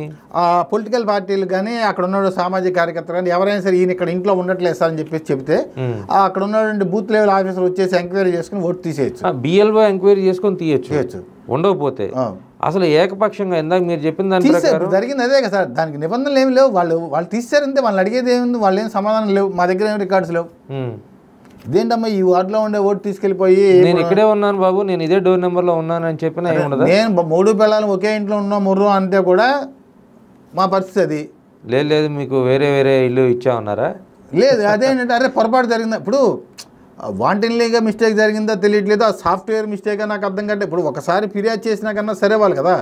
ఆ సరవకపోగా మళ్ళీ నేను ఇటు వస్తే ఆవిడ ఇట్టేశారు. అంటే సాఫ్ట్వేర్ పొరపాటు అన్నారు. సాఫ్ట్వేర్ ఖచ్చితంగా ఈవీఎంలో కూడా మీరు ఓటేసినప్పుడు మీకు ఫ్యాన్ సింబల్, సైకిల్ సింబల్, కమలం సింబల్ చూపించి ఆ లోపల జరిగే ప్రాసెస్ వేరే జరగకూడదు అంటారా? అంటే మన కళ్ళెదురు వచ్చినటువంటి ప్రింట్ అయిన స్లిప్పే కదా దాంట్లోకి వెళ్తుంది. ఇంకెక్కడికి వెళ్తుంది? అది ఏదైతే ప్రింట్ మనకు ముద్ర అయి వస్తుందో బయట అవుట్ టు డెలివరీ వచ్చేది ఒకటి, లోపలికి వేరే వెళ్ళిద్దామో సార్? లేదు సార్. అట్లాంటివన్నీ ఊరికి ఏంటంటే చెప్పుకుంటాకే తప్ప అది మనకి కళ్ళెదురు ప్రింట్ అదే అయిందే వస్తుంది. ప్రింట్ అయిందే వస్తుంది. ఇప్పుడు మన అవేర్నెస్ ఏం చేయాలి? మనం ఒక గుర్తుకు నొక్కితే వేరే గుర్తుకి ప్రింట్ అయ్యి వస్తుంది. అప్పుడు మనం దాన్ని వెంటనే నోటీస్ చేయాలి. నేను దీనికి చేయలేదు, దీనికి వచ్చాను. మరి అట్లాంటిది ఏం జరగలేదు మనకి. ఇప్పుడు గడిచిన ఎన్నికల్లో ఎక్కడ కూడా అలాంటి ఫిర్యాదులు ఏమి రాలేదు. మేము ఒకదానికి గుర్తే ఒకదానికి ఓటు వెళ్ళిందండి, అట్లాంటిది ఏం లేదు. మీ ప్రాంతంలో అసలు ముఖ్యంగా కృష్ణా జిల్లా అంటేనే రాజకీయ చైతన్యం బాగా ఉంటుంది, అన్ని అంశాల్లో ఉంటాయి. మీకు అక్కడ ప్రజాప్రతినిధులుగా చేసిన వాళ్ళు ఓటర్లను ఆకర్షించడానికి ఏకంగా ఎకరాలు పొలాలు వాటికి సంబంధించినటువంటి డాక్యుమెంట్లు పెట్టుకొని వెహికల్స్లో తిరిగిన సందర్భం. మీరు కూడా వాళ్ళ మీద కంప్లైంట్ చేసినట్టున్నారు. ఎవరు కీలక పాత్ర వహించారు అక్కడ? మచిలీపట్నంలో 12,500 ఎకరాలు బీఫార్మ్ పొలాలు ఉన్నాయి సార్. వాటిని 4,500 కుటుంబాలకి ఎన్నికల ముందు పనిచేయడానికి రంగం సిద్ధం చేశారు. జనరల్గా ఏంటంటే బీఫార్మ్ పట్టా కనుక ఎవరికైనా ఇవ్వాలి అని అనుకుంటే ఇప్పుడు మీ కుటుంబానికి సంబంధించిన పొలం మీరు ఉంది, మీరు వాళ్ళు ఎంజాయ్ చేస్తున్నారు.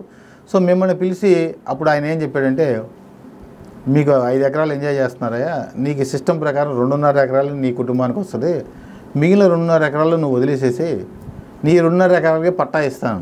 సరే ఈయన రైతులు ఏమన్నారు, అసలు మనకి ఏవీ లేదు, తాడు లేదు, బొంగరం లేదు, కనీసం 2.5 ఎకరాలను పట్టా ఇస్తున్నాడు కాబట్టి సరే అన్నారు. దీనికి వాళ్ళు ఒప్పుకున్నారు. దీనికి ఏం చేయాలి? వీళ్ళు భూమి అనుభవదారుడైనటువంటి ముందు ఎవరికి కేటాయించాలో వాళ్ళకి F1 నోటీస్ ఇవ్వాలి. ఇప్పుడు ఎంజాయ్ చేస్తున్నవాడికి F2 నోటీస్ ఇవ్వాలి. ఈ ప్రొసీజర్ అయిన తర్వాత 15 రోజులు గడువు తీసుకున్న తర్వాత పట్టాలు తయారు చేయాలి, ఇవ్వాలి. మచిలీపట్నంలో ఎన్నికల ముందు హడావుడికి ఇట్లాంటిది ఏమీ లేకుండానే F1 నోటీసులు ఇవ్వలేదు. భూమి మీద ఎవరు ఫస్ట్ పట్టా ఎవరికి మంజూరైందో అతను F1 నోటీస్ ఇవ్వాలి. వాళ్ళకి ఏమీ లేకుండా డైరెక్ట్గా F2 నోటీసులు ఇచ్చారు. పట్టాలు సిద్ధం చేయడం రంగం సిద్ధం చేశారు. సిద్ధం చేసి అప్పుడు నేను ఫిర్యాదు చేసి ఇది ఎలా జరుగుతుంది, మేము ఇవన్నీ కూడా రిజిస్టర్ పోస్ట్ ద్వారా అందజేశాను. అప్పుడు నేను ఒక RTIకి అప్లై చేశాను. మీరు రిజిస్టర్ పోస్ట్ ద్వారా ఇన్ని వేల మందికి నోటీసులు పంపించారు కాబట్టి ఈ రిజిస్టర్ పోస్ట్కి కట్టినటువంటి రుసుము, ఆ డబ్బు ఉంటుంది కదండి, ఆ డబ్బు ఏ చెక్ ద్వారా కట్టారు లేదా ఎక్కడ క్యాష్ కట్టారు ఆ వివరాలు ఏమని అడిగాం. స్టేట్ గవర్నమెంట్ మేనేజ్ చేసి తప్ప పోస్టల్ డిపార్ట్మెంట్ ఎక్కడ మేనేజ్ చేయగలుగుతారు? సో దాంతో ఒక్కసారిగా అధికారులు దాంట్లో కూడా మేము పిటిషన్ పెడుతూ దీన్ని సుమోటోగా హైకోర్టు కూడా స్వీకరించి హైకోర్టు వారికి కూడా కాపీ పంపించాం. ఎప్పుడైతే ఇవన్నీ చూసుకున్నారో ఇంకా దాంతో ఆ ఎన్నికల ముందు వెళ్ళటానికి ధైర్యం చాలక ఇలా ఉంటే మళ్ళీ నేను వెంటనే ఈసీకి కూడా ఫిర్యాదు చేశాను. అప్పుడు ఢిల్లీలో ఉన్నటువంటి రఘురామకృష్ణరాజు గారు కాపీ పంపించడం, స్టేట్ ఎలక్షన్ కమిషనర్ పంపించడం, ఇవన్నీ కూడా కంటిన్యూగా చేస్తూ ఉన్నాం. చేసిన తర్వాత జిల్లా కలెక్టర్ గారు ట్రాన్స్ఫర్ అవటం. సో దాంతో ఈ 12,500 ఎకరాలు ఈయన పంచుదాం అనుకున్నటువంటి ప్రక్రియకి దీంట్లో ఆయన స్వయంగా తన బినామీ పేర్ల ద్వారా కొన్ని 100 ఎకరాలు తీసుకునే ఆలోచన కూడా చేసుకున్నారు. నిజంగా వాళ్ళకి ప్రజలకి పంచిపెట్టాలి అని అనుకుని ఉన్నట్టయితే 5 సంవత్సరాల నుంచి అధికారులు ఉన్నప్పుడు డే 1 నుంచి స్టార్ట్ చేసి, అక్కడ చాలా కాలం నుంచి ఉంది ఈ సమస్య, డే 1 నుంచి స్టార్ట్ చేసి దాన్ని షార్ట్ అవుట్ చేసుకుంటూ రావాలి. అప్పటికప్పుడు రాత్రుల్లో ఎక్కడో సీక్రెట్గా కూర్చోబెట్టి ఎంఆర్ఓలు కూర్చోబెట్టి గదుల్లో కూర్చోబెట్టేసేసి సంతకాలు పెట్టించడం నోటీసుల మీద, ఇవన్నీ అంత సీక్రెట్గా చేయవలసిన అవసరం కానీ లేదు. మరి అందులో దురుద్దేశం లేకపోతే ప్రొసీజర్ ప్రకారం చేయాలి, నోటీసులు అందించాలి, నోటీసులు అందించాలి. మరి నేను RTIకి అడిగా, నువ్వు డబ్బులు ఎంత కట్టావంటే తెల్లమొహం వేసుకున్నారు. అన్నీ మేనేజ్ చేసేసారు. రిజిస్టర్ పోస్ట్లో డబ్బులు కట్టామన్నారు కదా, మరి రిజిస్టర్ పోస్ట్లో డబ్బులు కడితేనే కదా వీళ్ళు అక్కడ జరిగేది. సో అక్కడ ఫామ్ ఉండాలి, రిజిస్టర్ పోస్ట్లో వీళ్ళు డబ్బు కట్టిన రసీదు ఉండాలి, కట్టలేదు అక్కడ. సో దాంతో ఆ పట్టాల అలాగ సహకరించిన అధికారుల మీద చర్యలు. ఇప్పుడు అంత ఆగమేఘ ఇప్పుడు ఆ 12,500 ఎకరాలు తీసుకొని ఏం చేస్తారు సార్? ఇప్పుడు సగం ఏమో ఎంజాయ్మెంట్ దారులకు ఇస్తాడు, మిగిలిన బెనామీ పేర్లు. ఇప్పుడు 10 ఎకరాలు ఉంది, ఆ కుటుంబానికి 2 కొడుకులు ఉన్నారు, ఎలిజిబిలిటీ ప్రకారం కుటుంబానికి 2.5 ఎకరాలే, కొడుకులు ఇద్దరికి ఎవరి కార్డు వాళ్ళకుంది అనుకోండి 5 ఎకరాలు ఇస్తారు. రిమైనింగ్ 5 ఎకరాలు ఈయన బెనామీలకి లేదా భూమిలో వాళ్ళకి ఇచ్చామంటాడు. ఆ భూమిలో ఉన్నాడు ఎవరికి తెలుసు. ఇప్పుడు ఎన్నిక 10 ఏంటంటే 4,500 కుటుంబాలకి లబ్ధి కనుక చేకూరిస్తే మరి 100 వేలాది ఓట్లు ఆ రోజు ఈయన లబ్ధి పొందే పరిస్థితి ఉండేది. 4,000 కుటుంబానికి 3-4 ఓట్లు వేసుకున్నా కూడా మరి ఎంత పెద్ద ఎత్తున లబ్ధి చేకూరే కార్యక్రమం అది. ఎటువంటి ఇది లేకుండానే పెద్ద ఎత్తున దానికి చాలా ప్రయత్నం చేశారు. మేము పోరాటం చేసి వాటన్నిటిని కూడా ఆపుకుంటూ వచ్చాం. అదే ప్రక్రియలో ఈ దొంగ పట్టాలు తయారు చేసుకొచ్చారు. ఇదేంటండి దొంగ పట్టాలు అంటారేంటి అని చెప్పేసి అందరూ అడిగారు. నేను ఈ ఇచ్చినటువంటి వార్డులోకి వెళ్ళి మా మిగిలిన వాళ్ళని అడిగాను, ఏమంటే మీ పట్టాలు ఒకసారి చూపించండి అని అడిగితే మా పార్టీ కార్యకర్తలే, అన్న నువ్వేమీ దీంట్లో ఏమి లేవు, మనం చేయలేకపోయాము, వాళ్ళు ఇచ్చారు, మనం సరిగా చేస్తుంటే మనకి పరిస్థితి వచ్చేది కాదు, వాళ్ళు ఇవ్వగలిగారు మనం ఇవ్వలేకపోయాము, మనం రూల్స్ అది ఇది అని చెప్పేసి మనం చేయలేము. మరి కాదయా, ఆయన పట్టాలు అయితే రూల్ ఎప్పుడు అప్పుడు ఒకటే రూల్ ఇప్పుడు ఒకటే రూల్ ఎప్పుడు రూలే, కానీ ఇందులో ఏదో మతలబు ఉందా? మామూలుగా పట్టాలు ఇచ్చామనంటే ఒక పెద్ద జాతరగా ఉంటుంది. అవును, పేదవాళ్ళకి ఇళ్ల పట్టాలు ఇచ్చారు, అధికారులు అసలు జాతర కోలాహలం, డప్పులు చప్పట్ల పెద్ద మేళతాళాలతో అసలు కోలాహలంగా ఉండాల్సిన పరిస్థితిలోంచి సీక్రెట్గా రాత్రిపూట ఇగో పట్టా దగ్గర పెట్టుకో, జాగ్రత్తగా పెట్టుకో, రేపు నేను ఎలక్షన్కి వచ్చినాక నీకు లోన్ మంజూరు చేపిస్తా, అందాక ఎవరికి చెప్పమాకు, సీక్రెట్గా ఇవ్వాల్సిన పరిస్థితి ఏంటి? పొద్దున్నే రాత్రులు వార్డులు వేస్తున్నారు, పొద్దున్నే వేస్తే మొన్న మాకు పట్టాలు ఇచ్చారన్న, పట్టా చూపించండి, ఎవరో పట్టాలు చూపించట్లేదు. మా తోటి నాయకులను వెళ్ళి అడిగితే వాళ్ళు ఏదో ఇచ్చారో మనం చేయలేకపోయాం, మీరు ఊరుకోండి. అసలు నాకు ఆశ్చర్యం వేసింది, ఇదేదో సంథింగ్ ఉంది తేడా, లేకపోతే ఎందుకు ఇంత సీక్రెట్గా ఉంటారని చెప్పేసి ఆ జియో 463 తీసుకుని చూశాను. దాని ప్రకారం రెగ్యులర్ చేసామంటున్నారు, 2019లో ఇచ్చారు అది, దాని ప్రకారం రెగ్యులర్ చేసాం ఈ పట్టాను. మరి దాంట్లోనే ఏమేమి చేయకూడదో ఇచ్చారు.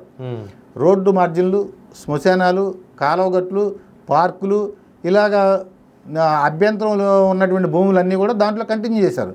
దాంట్లో ఏం చెప్పారు, అభ్యంతరం లేనటువంటి భూములు రెగ్యులర్ చేయమన్నారు, ఫీజు కట్టి రెగ్యులర్ చేయమని చెప్పారు. మరి వీళ్ళు అదేం చేయకుండానే ఏకపక్షంగా ఎన్నికల ముందు సీక్రెట్గా వెళ్తాం, అక్కడ ప్రచారంకి వెళ్ళటం, ఈ 25 ఏళ్ళకి పట్టాలు ఇచ్చేద్దాం, ఓకే తీసుకురావడం, కారు డిక్కి ఓపెన్ చేయడం, పని చేయటం. మేమేమో నేను అక్కడ ఏంట్రా బాబు ఇలా అయిపోతుంది, మన ఇన్ని 100 పట్టాలు పనిచేస్తున్నారు, 1000 పట్టాలు పనిచేస్తా అంటున్నారు, అసలు మనం ఎలాగా ఇది ఆపటం అని చెప్పేసి అప్పుడు మా నాయకుడి దృష్టికి తీసుకెళ్ళాం, రవీంద్ర దృష్టికి తీసుకెళ్తాం. ఆయన కూడా ఇట్లా ఎందుకు ఇస్తారు, అదేం కరెక్ట్ కాదు, మనం రోడ్లు ఇవ్వటానికి మనం ఇవ్వలేదు అంటే రూల్ ప్రకారం చేయకూడదు కాబట్టి మనం చేయలేదు, ఇప్పుడు వాళ్ళు ఎలా చేస్తారు అని అంటే కొంచెం డీటెయిల్గా కనుక్కోండి అన్నారు. సరే దాని మీద మేము అబ్జర్వ్ చేస్తూ ఉన్నాం, ఏం చేస్తాండి. ఓ రోజు రాత్రిపూట మార్చి 13 అనుకుంటా, రాత్రిపూట మధ్యాహ్నం పూట మేము ధర్నా చేసాం, రవి గారిని తీసుకెళ్ళి ఇట్లా దొంగ పట్టాలు పంచారు ఫలానా చోట అని చెప్పేసి, ఎన్నికలు 18వ తారీఖు నోటిఫికేషన్ వస్తుంది, మీరు ఈ రకమైన తప్పుడు పట్టాలు పంచుతున్నారని చెప్పేసి మేము ధర్నా చేసాం మిట్ట మధ్యాహ్నం పూట. ధర్నా చేసిన రోజు రాత్రి కానీ తర్వాత రోజు రాత్రి ఖచ్చితంగా గుర్తులేదు, 9:30 ప్రాంతాల్లో రాత్రిపూట పట్టాల మీద సంతకాలు పెడుతున్నారు, ఆఫీసర్లు తయారు చేయడం రాయటం చేస్తున్నారు, ఆఫీసర్లే పెడుతున్నారు, ఆఫీసర్లే డిప్యూటీ తహసీల్దార్ గారు స్టాఫ్ అంతా ఉండి రాత్రిపూట 9:30 ప్రాంతాల్లో పనిచేస్తున్నారు.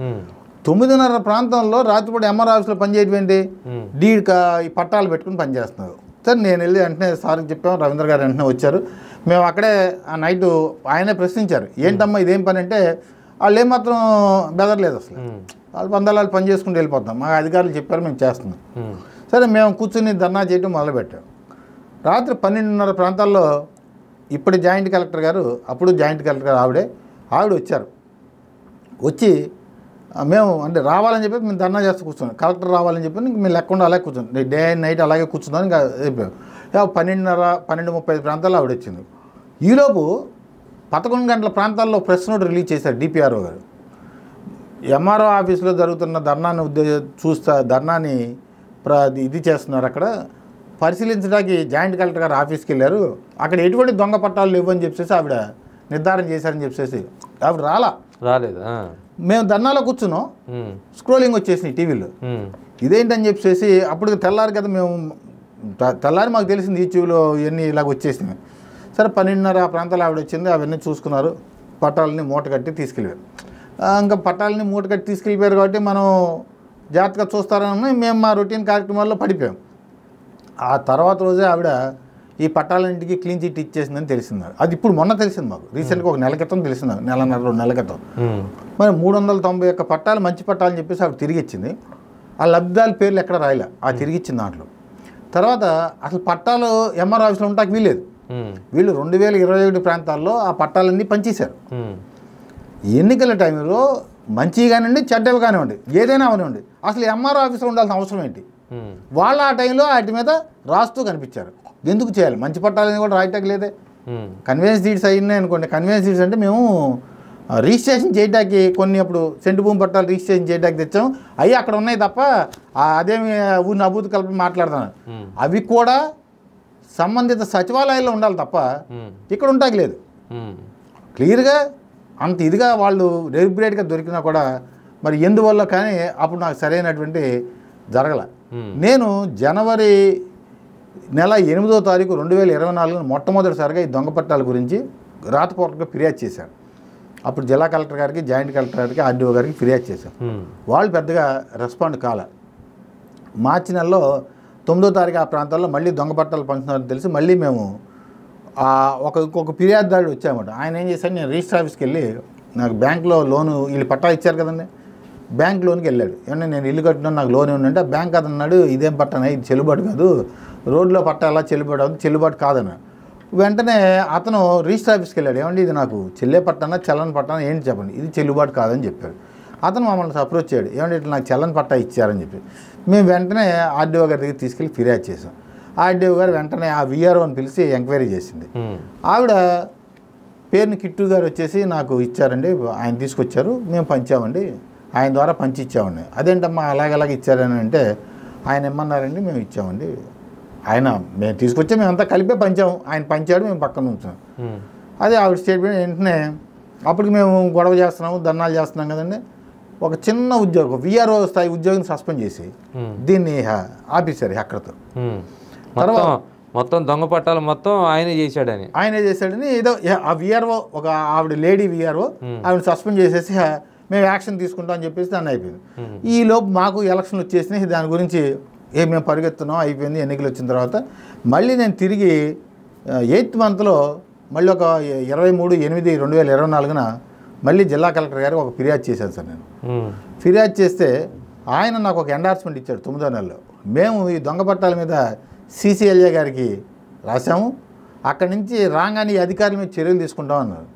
నేను చర్యలు తీసుకుంటా అంటున్నారు కదా, అట్లా కదండి, అసలు పంచినోడు తయారు చేసిన వాళ్ళు వీళ్ళందరూ ఉన్నారు కదా అని మళ్ళీ డీటెయిల్గా 10వ నెల 10వ తారీఖున అప్పుడు మాట్లాడినటువంటి మాజీ మంత్రి గారు మాట్లాడినటువంటి క్లిప్పింగ్లతో సహా నేను CD ఇచ్చాను 10వ నెల 10వ తారీఖున.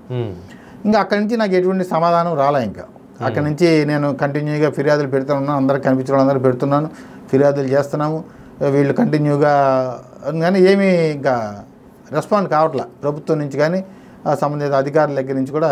మేమేం కోరామంటే, సరే ఇప్పుడు దొంగ పట్టాలను తేలిపోయినాయి, దొంగ పట్టాలను తేలకపోతే కలెక్టర్ గారు ఎండార్స్మెంట్ నాకు ఇవ్వరు కదండి, ఇచ్చారు. ఆ పట్టాలను వెనక్కి తీసుకోమని చెప్పేసి కూడా నేను చాలాసార్లు అడిగాం. సార్ ఎన్ని పట్టాలు ఇచ్చారు సార్ మొత్తం? అది లెక్కలేదు సార్. ఇప్పుడు వాళ్ళ దగ్గర రికార్డు లేదు, ఎంఆర్ ఆఫీస్లో పంచిన రికార్డు లేదు, ఏమీ లేదు, ఎక్కడ పంచారో తెలియదు, ఎన్ని ఇచ్చారో తెలియదు. ఇప్పుడు అఫీషియల్గా ఈయనేమంటారంటే మాజీ మంత్రి గారు, నాకేం తెలుసు అధికారులు తయారు చేసి ఇచ్చారు, నేను పంచానన్నాడు. దాని మీద అప్పటి ఎంఆర్ఓ సునీల్ బాబు గారు, తయారు చేసిన ఎంఆర్ఓ గారు ట్రాన్స్ఫర్ అయిపోయి వెళ్ళిపోయాడు. ఆయనకు కూడా సంజాయిషి ఇస్తే నోటీస్ ఇచ్చారు, వివరణ ఏంటని చెప్పాడు. అయితే ఆయన ఏం చెప్పాడంటే, మీరు మార్చి నెలలో పట్టాలు పంచారు, ఆ టైంలో నేను అనపర్తిలో ఉద్యోగం చేసుకుంటున్నాను, నాకేం సంబంధం, ఈ పట్టాలకి నాకు సంబంధం లేదని చెప్పేసి ఆయన సంతకాలు నాయి కాదని చెప్పేసి ఆయన చెప్పాడు. అంటే ఫోర్జరీ చేశారు. అంటే రెవెన్యూ వాళ్ళు ఫోర్జరీ సంతకాలు తేల్చేయడం యంత్రాంగం రెవెన్యూది కాదే, అది పోలీస్ చేయాలి. నేటి వరకు పోలీస్ ఫిర్యాదు ఇవ్వాల.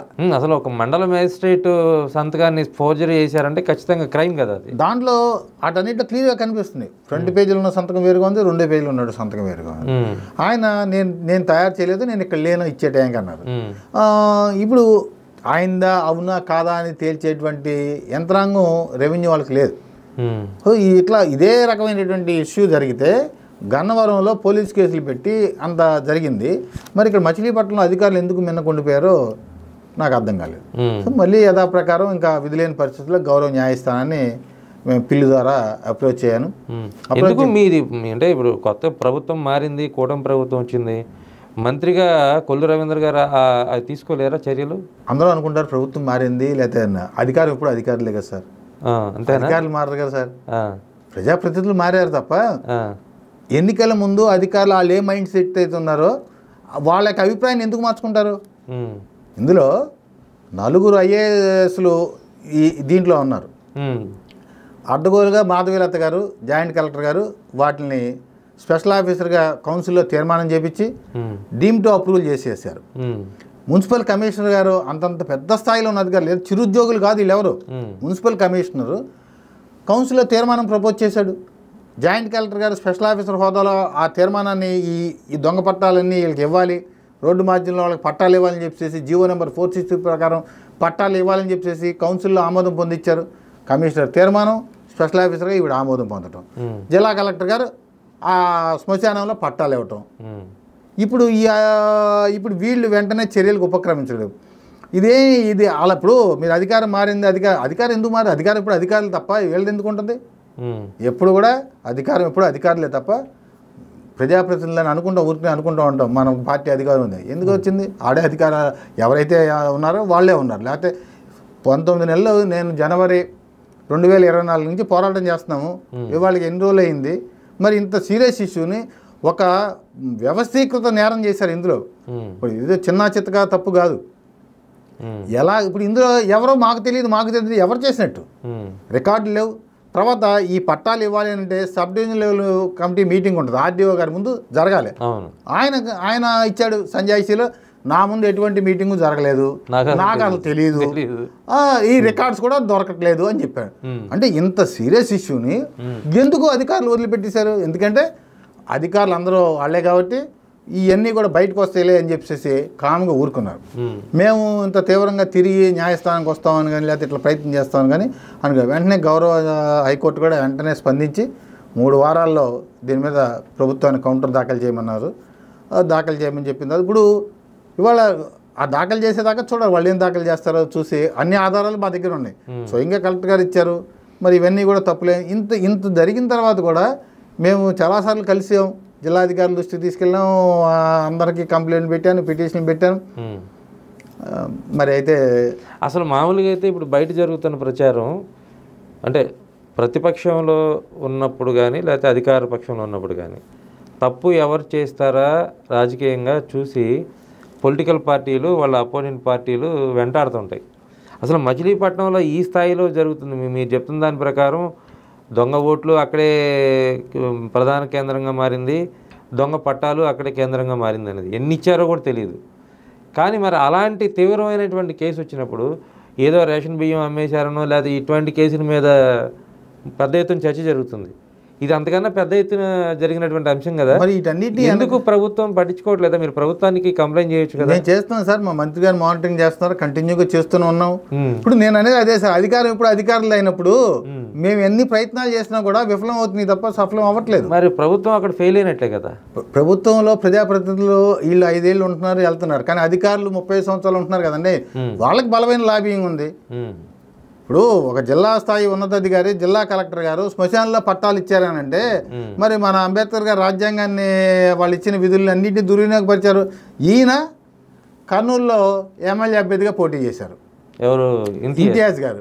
మరి ఇక్కడ జిల్లా ఆయనే పట్టాలు ఇచ్చారు, మరి ఆయన అక్కడ పోటీ చేస్తున్నారు. ఓ మంత్రి రాజ్యాంగబద్ధంగా నడుచుకుంటాను ప్రమాణ స్వీకారం చేసినటువంటి మంత్రి గారు తన కొడుకు లబ్ధి చేకూర్చాలని చెప్పేసి ఈ పట్టాలన్నీ తయారు చేయించాడు. ఇంత క్లియర్గా దొరికింది, నేను ఇచ్చానని చెప్పి ఆయన చెబుతున్నాడు, తయారు చేసిన నీళ్ళు చెబుతున్నారు. మరి మేము న్యాయస్థానానికి వెళ్ళాల్సి వచ్చిందంటే మరి అధికారులు ఆ రకంగా ఉన్నారు కాబట్టే కదా. అంతేగాని ఇప్పుడు మేము ఫిర్యాదు చేస్తున్నాము, యాక్షన్ తీసుకోవాల్సింది ఎవరు? అధికారులు. మరి అధికారులు వాళ్ళు ఇదిగా ఉన్నప్పుడు ఏం చేయగలుగుతాం? ఇప్పుడు ఏం జరిగిందంటే ఒక సెక్షన్ ఆఫ్ అధికారులు అందరూ కూడా నిర్లిప్తలోకి వచ్చారు, స్పందించడం పోయింది. ఇప్పుడు తోలు మందం అయిపోయింది అంటాం చూడండి, అలాగా స్పందించడం అనేది తగ్గిపోయింది. ఏదో వస్తున్నాం వెళ్తానే ఉందో తప్ప ఇట్లా కార్యక్రమాలు జరుగుతున్నాయి. ఇంత ఇప్పుడు ఇంతమంది ఇన్వాల్వ్ అయ్యారు. అసలు ఈ రకంగా పట్టాలు తయారు తెలివితేటలు కానీ ఇక మాకు ఎవరికి లేవు అసలు. ఇట్లా ఇప్పుడు పట్టాలు ఇచ్చారు ఎలాగిస్తారు అంటున్నాం, కానీ వాళ్ళు ఇచ్చి చూపించారు. అవి దొంగ అనేది ఇప్పుడు మేము తీసుకొచ్చాం కానీ లేకపోతే ఇప్పుడు అవన్నీ అసలు భూమి లేని చోట కూడా ఒక భూమి రికార్డు క్రియేట్ చేసి పట్టాలు రాశారు. ఇప్పుడు అలాగే మచిలీపట్నంలో 16,000 పట్టాలు ఇచ్చేసామని చెప్పేసి 339 ఎకరాలు కొని చేసి దాని మీద ఈ సెంటు భూమి పట్టాలు ఇచ్చారు. ఆ సెంటు భూమి పట్టాలు ఇవాళ అవకతవకలు జరిగి ఎంక్వైరీ చేయమంటే ఎవరు చేస్తారు? నిన్న ఈ సర్వేర్ ఇక్కడున్న సర్వేరు నేడు అక్కడ ఉంటున్నాడు. ఆ సర్వేర్ కోసం ఈ సర్వేర్ పనిచేస్తాడుగా, ఆ ఆఫీసర్ కోసం ఈ ఆఫీసర్ పనిచేస్తాడుగా. ఇంకో చోట నుంచి ఏమి రావట్లేదుగా ఈ ఆఫీసర్లు అందరూ. అక్కడ అతను తప్పు ఇతను వెళ్తాడుగా. మరి ఇంకా న్యాయం ఏం జరుగుతుంది? ఇప్పుడు ఇతను చేసిన తప్పుని ఎంక్వైరీ చేయడానికి పక్క జిల్లా నుంచి వస్తుంటే ఆ పక్క జిల్లాలో అధికారి తప్పు చేసిన దానికి ఈ జిల్లా అధికారిగా వెళ్ళేది. అట్లా జ్యుడిషియల్ ఎంక్వైరీలు ఉన్నాయి కొత్త. ఇప్పుడు అట్లా ఏంటంటే వీళ్ళందరూ కూడా ఒకరికొకరు సహకరించుకుని ఇక్కడ ఏమీ జరగలేదు అని చెప్పేసి ఊరిని ఎన్ని ఆరోపణలే తప్ప ఏం జరగట్లేదు అని చెప్పేసి చెప్పుకుంటా వస్తున్నారు తప్ప ఏమీ లోతుకెళ్తా. ఇప్పుడు ఇంతకుముందు ఏంటంటే విజిలెన్స్ ఎంక్వైరీ జరగడం అంటే భయపడిపోయేవాళ్ళు. ఇవాళ ఆ విజిలెన్స్కి వెళ్ళే అధికారులు ఎక్కడి నుంచి వెళ్ళిన ఈ డిపార్ట్మెంట్కి వెళ్ళిన విజిలెన్స్ వాళ్ళేగా మేనేజబుల్ అయిపోతుంది. వాళ్ళు వస్తున్నారు ఇస్తున్నారు ఒక 6 నెలలో 7 నెలలు ఉందంటే ఇక్కడేం లేవండి అంటారు. అరే ఏంట్రా బాబు, ఇప్పుడు మచిలీపట్నం 339 ఎకరాలు తీసుకెళ్ళి సముద్రం అంచులకు పొలాలు కొన్నారు. దాన్ని పూర్తట ఎకరం 39 లక్షలు పెట్టి కొన్నారు. దాన్ని పూర్తటానికి ఎకరానికి ఎంత ఖర్చు పెట్టారో ఎవరికి తెలియదు. 39 లక్షలు కన్నారు, 15 లక్షల నుంచి 20 లక్షల దాకా పూర్చడానికి ఖర్చు పెట్టారు. 50-60 లక్షలు పెట్టి అక్కడ కొనుక్కునే బదులు మచిలీపట్నానికి ఉత్తరం వైపు ఉన్నాయి, మెరక పొలాలు ఉన్నాయి, నివాసయోగ్యమైన భూములు ఉన్నాయి, పంట భూములు ఉన్నాయి, అవి తీసుకోవచ్చు. నిజంగా పేదవాడికి సహాయం చేయాలనేటువంటి ముసుగులో దోసు తినేశారు గత ప్రభుత్వంలో. మీరు ప్రతి చోట కూడా ఇప్పుడు వాటి మీద అసలు జ్యుడిషియల్ ఎంక్వైరీ చేయాలి. మామూలు ఎంక్వైరీ చేస్తే అవి తెలవు. ఒక స్పెషల్ జస్టిస్ గారిని ఎవరన్నా వేసి ఈ కొనుగోళ్ళన్నిటి మీద ఆంధ్రప్రదేశ్లో 2019-24లో సెంటు భూమి పట్టాల కోసం సేకరించేటువంటి భూములు వాటికి పూడ్చిన మట్టి ఇవన్నింటినీ కూడా ఇప్పుడు ఏమవుతుందంటే ప్రభుత్వం ఎంతసేపు ఈ లొక్కలో పరిపాలన పోయి ఈ బొక్కలు ఎత్తకుండా సరిపోతుందని చెప్పేసి వాళ్ళు కూడా తీసుకొచ్చేసి వదిలిపెట్టిస్తామని నాకు అనిపిస్తుంది. ఎన్నెన్ని తీయగలుగుతారు? ఏది తీస్తే అది ప్రతి స్కీమ్లోనూ స్కామ్ ఉంటుంది. ఇంకా ఎన్నెన్ని చేయగలుగుతారు? ఇప్పుడు రెగ్యులర్ అడ్మినిస్ట్రేషన్ ఎక్కడ చేయగలుగుతున్నారు? ఇప్పుడు ఈ ప్రభుత్వానికి అయితే ఈ రాబోయే 3.5 సంవత్సరాలు కూడా స్కాములు వెలికి తీసుకునే పని ఒకటే ఉంది. స్కాములు తీయాలంటే ఇప్పుడు వాళ్ళు రెగ్యులర్గా ఏం చేయగలుగుతారు? ఇప్పుడు రెగ్యులర్గా ఆయన ఇచ్చిన మామూలుగా ఇట్లాంటి అడ్డంకులు లేదా బాబు గారు ఎప్పుడు ఈ హామీలన్నింటినీ 6 నెలలను అమలు చేసి చూపించేవాడు. ఎక్కడ తీసుకుంటే అక్కడ ఇప్పుడు మేమేం చేస్తున్నాం కింద స్థాయిలో ఆ స్కాములు ఎందుకు పట్టుకోవాలని మేము పక్క నుంచి జనాభాలో అది ఉంది, ఆ ఫీల్ ఉంటుంది. ఏంటంటే వాళ్ళు ఇంత తప్పు చేసినా కూడా ఈయనేమన్నా రోమాలు పేకలేడు అంటాడు. తప్పు చేసి బహిరంగ కనిపిస్తున్నా కూడా అలా అంటే మరి కార్యకర్తలు నైరాశ్యం వచ్చేస్తుంది. ఏంటిది, ఆయన నిజంగా తప్పు చేయలేదా మేము అనే పరిస్థితికి మేము రావాల్సిన పరిస్థితి వస్తుంది. కానీ ఇక్కడ ప్రభుత్వం దగ్గర ఏమవుతుంది, వేలాది అవినీతి కేసులు పెండింగ్ ఉండిపోతున్నాయి. ఇప్పుడు మామూలుగా ఒక జిల్లాలో 10 కేసులు ఉంటే ఎక్కువ తక్కువ విజిలెన్స్ వాళ్ళు చేయడానికి 1000 కేసులు ఉంటే ఏం చేస్తారు వాళ్ళు? ప్రతి అధికారి మీద కంప్లైంట్లు ఉన్నాయి, ప్రతి చోట ఉంటున్నాయి. వీళ్ళందరికీ ఉండేటప్పటికీ ఇంకా మనం ఇప్పుడు చిన్న ఫిర్యాదులు పట్టించుకోలేని పరిస్థితికి వచ్చేసారు. ఆ 2-3 కోట్లు తింటే తినాలనే పరిస్థితికి వచ్చేసారు వాళ్ళ అధికారులు. ఒకప్పుడు పేపర్లో పడినంత అవినీతి అని అంటే మరి గతంలో మరి నాకు తెలిసి స్టాంప్ వేసేవాళ్ళు ప్రతి కట్టింగ్ కూడా జిల్లా కలెక్టర్కి వెళ్ళేది, అక్కడి నుంచి సీఎం పేషీ గారికి వెళ్ళేది, దాని మీద ఆ అధికారి వివరణ కూడా వెళ్ళేది. మరి ఇప్పుడు అంత ఉన్నట్టు కనిపించట్లా నాకైతే. ఎందుకంటే వివరణ ఇవ్వాలి అని అంటే ఆషామాషిగా వివరణ ఇవ్వటం కుదరదు కదా. మరి ఇప్పుడు ఏమైందంటే సార్, రాజకీయాల్లో కానీ లేకపోతే అధికార యంత్రాంగంలో కానీ కొంతమంది మామూలుగానే మేధావులు ఉంటారు, ఇంకొంతమంది స్వయం ప్రకటిత మేధావులు ఉంటారు. స్వయం ప్రకటిత మేధావులతోనే అసలు సమస్య అంతా. మామూలుగా చదువుతో వచ్చిన మేధావులు లేకపోతే వాళ్ళ విద్యా విధానం వాటితో వస్తే ఈ సమస్యలు రావు. స్వయం ప్రకటిత మేధావులతో ఏంటంటే స్కామ్లు ఎక్కువైపోయినాయి. ఈ స్కామ్లు వెలికి తీయాలంటే ఇప్పుడు ఆర్టిఫిషియల్ ఇంటెలిజెన్స్ని ఉపయోగించాలి. అవి కూడా ఆశ్చర్యపోతాయి. ఆ ప్రోగ్రామ్ రాసిన వాళ్ళు కూడా ఆశ్చర్యపోవాలి, ఇలాగ స్కామ్లు చేశారా ఇక్కడ అని చెప్పేసి. అంత మీరు ఇప్పుడు సెంటు భూములు సార్ ఇప్పుడు అసలు ఎంత దారుణంగా దోషిస్తున్నారంటే మీకు దాంట్లో జరిగినటువంటి ఉదాహరణ చెబుతాను సార్. ఇప్పుడు ఒక ఇల్లు కట్టుకోవాలంటే మనం 4 అడుగులు 5 అడుగులు 6 అడుగులు పునాది తీస్తాం. 6 అడుగులు నువ్వు మట్టి పూడిస్తే ఆడు ఇల్లు ఎక్కడ కట్టుకుంటాడు? ఆడు పునాది తీస్తే ఇప్పుడు వీళ్ళు కట్టపోతే ఇల్లు ఇలా తీసేస్తాం అది అంటే ఆ ఇల్లు పడిపోయే పరిస్థితులు ఉన్నాయి. ఆ బరువు ఆగవు, ఆ పునాదులు తట్టుకోలేవు. వాళ్ళకి టెక్నికల్గా నాలెడ్జ్ లేదు. అన్ని మ్యాసివ్ హౌస్లు జరుగుతున్నప్పుడు అంత టెక్నికల్ నాలెడ్జ్ ఎక్కడుంది, సపోర్ట్ ఎక్కడుంది గవర్నమెంట్ దగ్గర?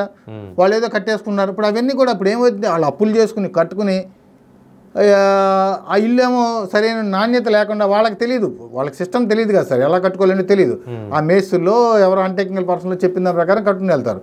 10 అడుగులు 8 అడుగులు మట్టి పూడ్చిన చోట 4 అడుగులు పునాది తీసి బిల్డింగ్ కడితే ఎందుకు ఉంటుంది అది? ఉండదుగా. తర్వాత ఈ సెంటు భూమిలో పట్టాలు ఇచ్చాం సెంట్లో జగనన్న కాలనీలో ఈ సెంటు భూమిలో మీరు సెంటు భూమిలో ఇల్లు కట్టుకుని టాయిలెట్కి మీరు మరుగుదొడ్డి నిర్మించుకుంటే, మీరు గనక దాన్ని ఆగ్నేయంలో తీసుకుంటే పక్కింటోడికి అది ఏమవుతుంది? ఈశాన్యం అవుతుంది. మీ ఇంటికి ఆగ్నేయం, పక్కింటోడికి ఈశాన్యం.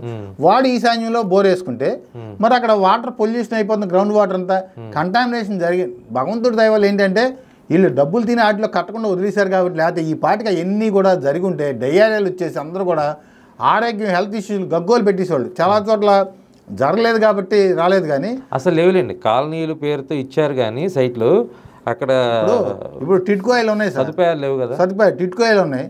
ప్రతి ఇంటి దగ్గర నుంచి సేవరేజ్ తీసుకొచ్చేసి ఆయన ప్లాంట్ పెట్టించారు. సేవరేజ్ ట్రీట్మెంట్ ప్లాంట్లో నుంచి వచ్చే వాటర్ని మాత్రమే బయటకు వదలమన్నారు. సేవరేజ్ ట్రీట్మెంట్కి నేను ఏంటి ఇన్ని లక్షలు ఖర్చు పెడతాను, ఎందుకురా బాబు ఎన్ని దండగా, అసలు దేనికి ఇంత డబ్బు ఖర్చు పెడతాను సేవరేజ్ ట్రీట్మెంట్ని? అది ఫంక్షన్లోకి వచ్చినా కానీ ఆశ్చర్యం, ఇంత ట్రీట్మెంట్ చేస్తున్నారు, ఈ స్లడ్జ్ బయటకు వస్తుంది, ఈ వాటర్ని రీసైకిల్ చేసుకొస్తున్నారు. సో ఇలా చేయటం వల్ల అక్కడ వాటర్ గ్రౌండ్ వాటర్ పొల్యూట్ అవ్వట్లేదు. అదే సెంటు భూమి కనుక ఇచ్చుంటే మరి శాండీ సాయిల్, మాకు మచిలీపట్నం వేరేంత శాండీ సాయిల్, మీరు తీసినటువంటి బోర్లో ఉన్నటువంటి సెప్టిక్ ట్యాంక్లో నుంచి నాకు బోర్ వాటర్ వచ్చేది, మరి ఏమవుతుంది? అప్పుడు కంటామినేషన్ జరిగి వాటర్ పొల్యూట్ అయిపోయి గ్రౌండ్ వాటర్ పొల్యూట్ అయిపోయి 16,000 కుటుంబాలు ఒకే దగ్గర ఏరియాలో ఉండి ఇవన్నీ జరుగుంటే చూడండి. ఇప్పుడు మనం ఏం చేస్తున్నాము? బ్రిటిష్ వారి దగ్గర వాళ్ళ దగ్గర గతంలో డబ్బులు తీసుకొచ్చారు స్లమ్ములను అప్గ్రేడ్ చేయడానికి. ఈయనేం చేశాడంటే స్లమ్ములు సృష్టించడానికి డబ్బులు అప్పు తెచ్చుకున్నాడు. డిఎఫ్ఐడ్ అని చెప్పేసి గతంలో బాబు గారు ఢిల్లీ బ్రిటిష్ గవర్నమెంట్ నుంచి గ్రాంట్ తీసుకొచ్చేసి అర్బన్ ఏరియాలో ఉన్నటువంటి స్లమ్లను డెవలప్ చేసి అక్కడ ఇన్ఫ్రాస్ట్రక్చర్ డెవలప్ చేయించారు. అది చాలా పెద్ద ఎత్తున జరిగి చాలా సక్సెస్ఫుల్గా, అప్పుడు దాకా స్లమ్లో అంత డబ్బు ఇచ్చింది లేదు అసలు. అలాంటి స్లమ్ ఏరియాలను కూడా నీట్గా సిమెంట్ రోడ్లు డ్రైన్లు కలిపి చేసుకొచ్చారు. అలాగా స్లమ్ముల్ని చాలా వరకు ఆయన నిర్మూలించారు. ఈయన స్లమ్ములు సృష్టించారు. సెంటు భూమిలో ఇల్లు కడితే మీకు అవకాశం వస్తుందిగా, అంటే వాటిని మళ్ళీ డెవలప్ చేయడానికి. ఇప్పుడు ఇదే అయిపోతుంది. ఇప్పుడు వాళ్ళు ఇప్పుడు ఏం జరుగుతుంది, కొన్ని చోట్ల మౌలిక వసతులు లేవని వాళ్ళంతా మౌలిక వసతులు. ఇప్పుడు మరి మామూలుగా మేము ఎవరన్నా ఇల్లు కట్టుకుంటే ఎన్బిసిసి నామ్స్ ప్రకారం ఇల్లు అని చెప్పేసి పగల కొడతా పరిగెత్తుకుంటూ వచ్చారు గతంలో. మరి ఇప్పుడు ఈ ఎన్బిసిసి నామ్స్ వీటన్నిటిని సాటిస్ఫై చేసిందా? ప్రభుత్వమే తప్పు చేస్తే నేషనల్ బిల్డింగ్ కన్స్ట్రక్షన్ కోడ్ ఉంది, ఆ కోడ్ ప్రకారం మరి ఆ సెట్ బ్యాక్లు కానీ కానీ ఇంత మ్యాసివ్గా హౌసింగ్ జరుగుతున్న చోట మరి గ్రౌండ్ వాటర్ పొల్యూషన్ కానీ వీళ్ళకి వాటర్ సప్లై ఎలా ఇవ్వతావు ఏమీ లేకుండానే కట్టేసాం అన్నారు. సరే, ఇది తర్వాత ఏం చేశారు? లబ్ధిదారులను భయపెట్టారు, మీరు వెళ్ళకపోతే మీ సెంటు భూమి లాగేసుకుంటాం. సో దాంతో ఏం చేసి అప్పులు చేసి కట్టు. ఇప్పుడు ఇల్లు కొన్ని చోట్ల పగుళ్ళు వచ్చేసి పడిపోవడానికి ఇదిగా ఉన్నాయి. కొంతమంది ఒక 48 గజాల్లో 3 అంతస్తులు లేపారు. అవి ఆగవు. ఇవన్నీ ఇప్పుడు ఈ 1 2 కాస్త ఈ తవ్వుకుంటాకే తవ్వుతారా? కొత్త స్కీములు ఈయన పరిపాలన మీద కేంద్రీకరిస్తారా? ఇక్కడ ఏం జరుగుతుంది? ఈ రెండింటికి పొంతన కుదరట్లే. మేము కార్యకర్తలు ఏంటంటే ప్రతి ఊళ్ళోనూ అవతోడు ఎంత తినేసాడో మా దగ్గర లెక్కలు ఉన్నాయి. మేము ఈ లెక్కలు పుచ్చుకుని తిరగడమే సరిపోతుంది తప్ప మా లెక్కలు ఇనేవాడు ఎవడో. ఇప్పుడు ఒక ఊళ్ళో ఒకటి చేస్తాను, ప్రతి ఊళ్ళోనూ తీసుకెళ్ళి కాన్స్టిట్యున్సీలోనే 1000 పిటిషన్లు తయారవుతున్నాయి, 1500 పిటిషన్లు వస్తున్నాయి. ఈ 1500 పిటిషన్ని మానిటరింగ్ చేసే శక్తిగా విజిలెన్స్ కానీ వీళ్ళకి కానీ లేదు, ఎవరికి లేదు. మరి ఏం చేయగలి? అన్ని పెండింగ్ పడిపోతున్నాయి.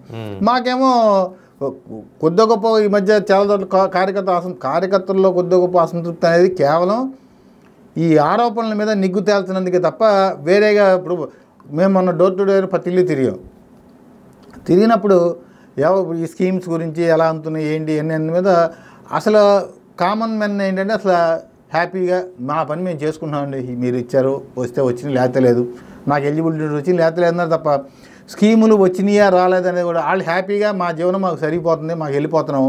ఇప్పుడు భవన నిర్మాణ కార్మికులు ఉన్నారు, ఇసుక ఉందా లేదా అనేది ఫ్రీగా ఇసుక దొరుకుతుంది, ఆడి చేతి నిండా పని ఉంది.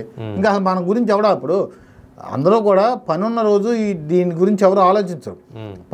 జగన్మోహన్ రెడ్డి ఏం చేశాడు? రావటమే ఇసుక బ్యాన్ అన్నాడు. ఏ కారణం ఎవడో చెప్పలేదు, అసలు కారణం లేదు, ఏం లేదు. 6 నెలలు ఉన్నదంటగా ఆపేయండి అన్నాడు. ఒక టైట్ క్రియేట్ చేశాడు, అల్లాడిపోయాం పనులు లేక. అక్కడి నుంచి నీకు పని కావాలి, ఇప్పుడు ఆల్రెడీ రన్నింగ్లో ఉన్నాడు, క్లోజ్ చేసుకోవాలంటే ఒకనొక స్టేజ్లో సిమెంట్ ఎంత కొన్నామో ఇసుక కూడా అంతకే కొనాల్సిన పరిస్థితి తీసుకొచ్చాడు. అలా భవన నిర్మాణ కార్మికులు పొట్టగొట్టి ఇసుక మీద అందనంత రేటు 40,000కి 45,000కి లారీని తీసుకెళ్ళి అక్కడి నుంచి మేము ఫ్రీగా సప్లై చేస్తామని చెప్పేసి దాన్ని ఈయనే పెంచాడు, ఈయనే డౌన్ చేశాడు. తక్కువ రేటుకి అందుతుంది, తక్కువ రేటుకి అందుతుంది. ఇవాళ ట్రాక్టర్ మాకు ఇప్పుడు మచిలీపట్నంలో మేము అంతకుముందు 7,000కి 7,500 కొన్నాం. ఇవాళ ట్రాక్టర్ 2,500కి మాకు అందుబాటులోకి వస్తుంటే దాని గురించి ఎవరు మాకు చెప్పరేళ్ళు. 2,500కి ట్రాక్టర్ ఫ్రీగా ఎక్కడ కావాలంటే అక్కడ తెచ్చిపోతున్నారు, ఫ్రీగా అందుబాటులో దొరుకుతుంది, పన్నీరు దొరుకుతుంది. కానీ దీని గురించి చెప్పరు. ఏదో గ్లోబల్ ప్రచారం చేయటం. ఇప్పుడు వాళ్ళకు తప్పుడు ఇప్పుడు ఇంత స్కామ్ జరిగింది, మీరు ఏంటంటే బియ్యం గురించి మాట్లాడుతున్నారు. అంటే ఇక్కడ కూడా అంటే ఇసుక అనేది ప్రతిసారి వివాదం ఎందుకు అవుద్దంటే సార్, ఇసుక ఒక రీచ్లో ఉంది, కొన్ని వేల క్యూబిక్ మీటర్లో ఉంటుంది. దానికి ఒక అధికారిని పెట్టి అధికారి పర్యవేక్షణలో ఎవరికైతే కావాలో, గ్రామంలో ఎవరికైతే కావాలో, నియోజకవర్గంలో ఎవరికైతే కావాలో, లేదా జిల్లాలో ఎవరికైతే కావాలో ఆన్లైన్లో దరఖాస్తు చేసుకోవటం, వాళ్ళు అక్కడ నిజంగా ఇల్లు కడుతున్నారా లేదా తెలుసుకోవటం, శాంక్షన్ చేయటం, ఇది క్లియర్గా ఉంటుంది. అంటే కొన్ని వ్యవహారాల్లో ఏం జరుగుతుందంటే, ఇప్పుడు ఇసుక రీచ్ పెడతారు, దానికి తవ్వుకోవటానికి కొంతమందిని పెడతారు, వాళ్ళ మీద పైన అథారిటీ మీలాగా పార్టీలు వాళ్ళు ఉంటారు, మళ్ళీ దానికి పైన కొంతమంది పెత్తందారులు ఉంటారు. సార్ లేయర్ పెరిగిన కొద్దీ 500 1000 రూపాయలు ప్రతి ఒక్కళ్ళు లాభాపేక్షతో చేస్తారు. ఎంత ప్రభుత్వం మీ కాడ ఫ్రీగా ఇసుకిస్తున్నా సరే మీరే చెప్తున్నారు 2,500 3,000 మా ఇంటికి చేరుతుందని. మామూలుగా అదేం లేకుండా మీరు ఆన్లైన్లో మీరు ఇసుక బుక్ చేసుకొని అధికారి శాంక్షన్ ఇస్తే మీరు వెళ్ళి మీరు పోసుకొచ్చుకోండి. ఎలా చేసుకుంటారు సార్? ఇప్పుడు చెప్పడానికి బాగానే ఉంది, మీరు వెళ్ళి తెచ్చుకోవచ్చు. నేను ఒక లారీ దీనికి నాకు ఎవడు బాటేస్తాడు, నాకు ఎవడు లోడ్ చేసి పెడతారు? ఇప్పుడు నేను ఇల్లు కట్టిన వాళ్ళు సార్ చెప్తాను, ప్రభుత్వం చేస్తుంది సార్, ప్రభుత్వం స్పెసిఫైడ్ ఏరియాలో చేస్తుంది. కానీ ఆ రివర్ నదీ పరివాహక ప్రాంతం ఎంత ఉంటుంది? అన్ని చోట్ల కాపలా కాయలేదు కదా. తర్వాత ప్రభుత్వం పెట్టిన చోట కంటే కూడా పక్కన ఇసుక బాగుంది అనుకోండి, అక్కడికి వెళ్ళిపోతాడు. తర్వాత ఇక్కడ అల్టిమేట్గా మనం చూడవలసింది సార్, నేను చెప్తాను మీతో చిన్న దాంట్లో. ఎందుకంటే ఇవాళ టన్ను మాకు 350 రూపాయలు 400కి వస్తుంది. మేము ఇదే టన్ను వేసుకుని 6,000కి 7,000కి కొనుక్కున్న వాళ్ళకి అరే బాబు చౌక దొరుకుతుంది చాలే అనుకునే పరిస్థితికి వచ్చాం. ఇప్పుడు మీరేమంటారు, ఇది కూడా లేకుండా ఉంటే ప్రభుత్వమే తవ్వుతుంది, తీసుకొచ్చి అక్కడ పోస్తున్నారు. ఇంకా ఇంతకంటే తక్కువగా ఇప్పుడు మనకి అక్కడి నుంచి రావాలి కదా, లారీకి రావాలి. కేవలం ప్రభుత్వం మాత్రమే తవ్వి వస్తుందా? మధ్యలో లేవంటారా?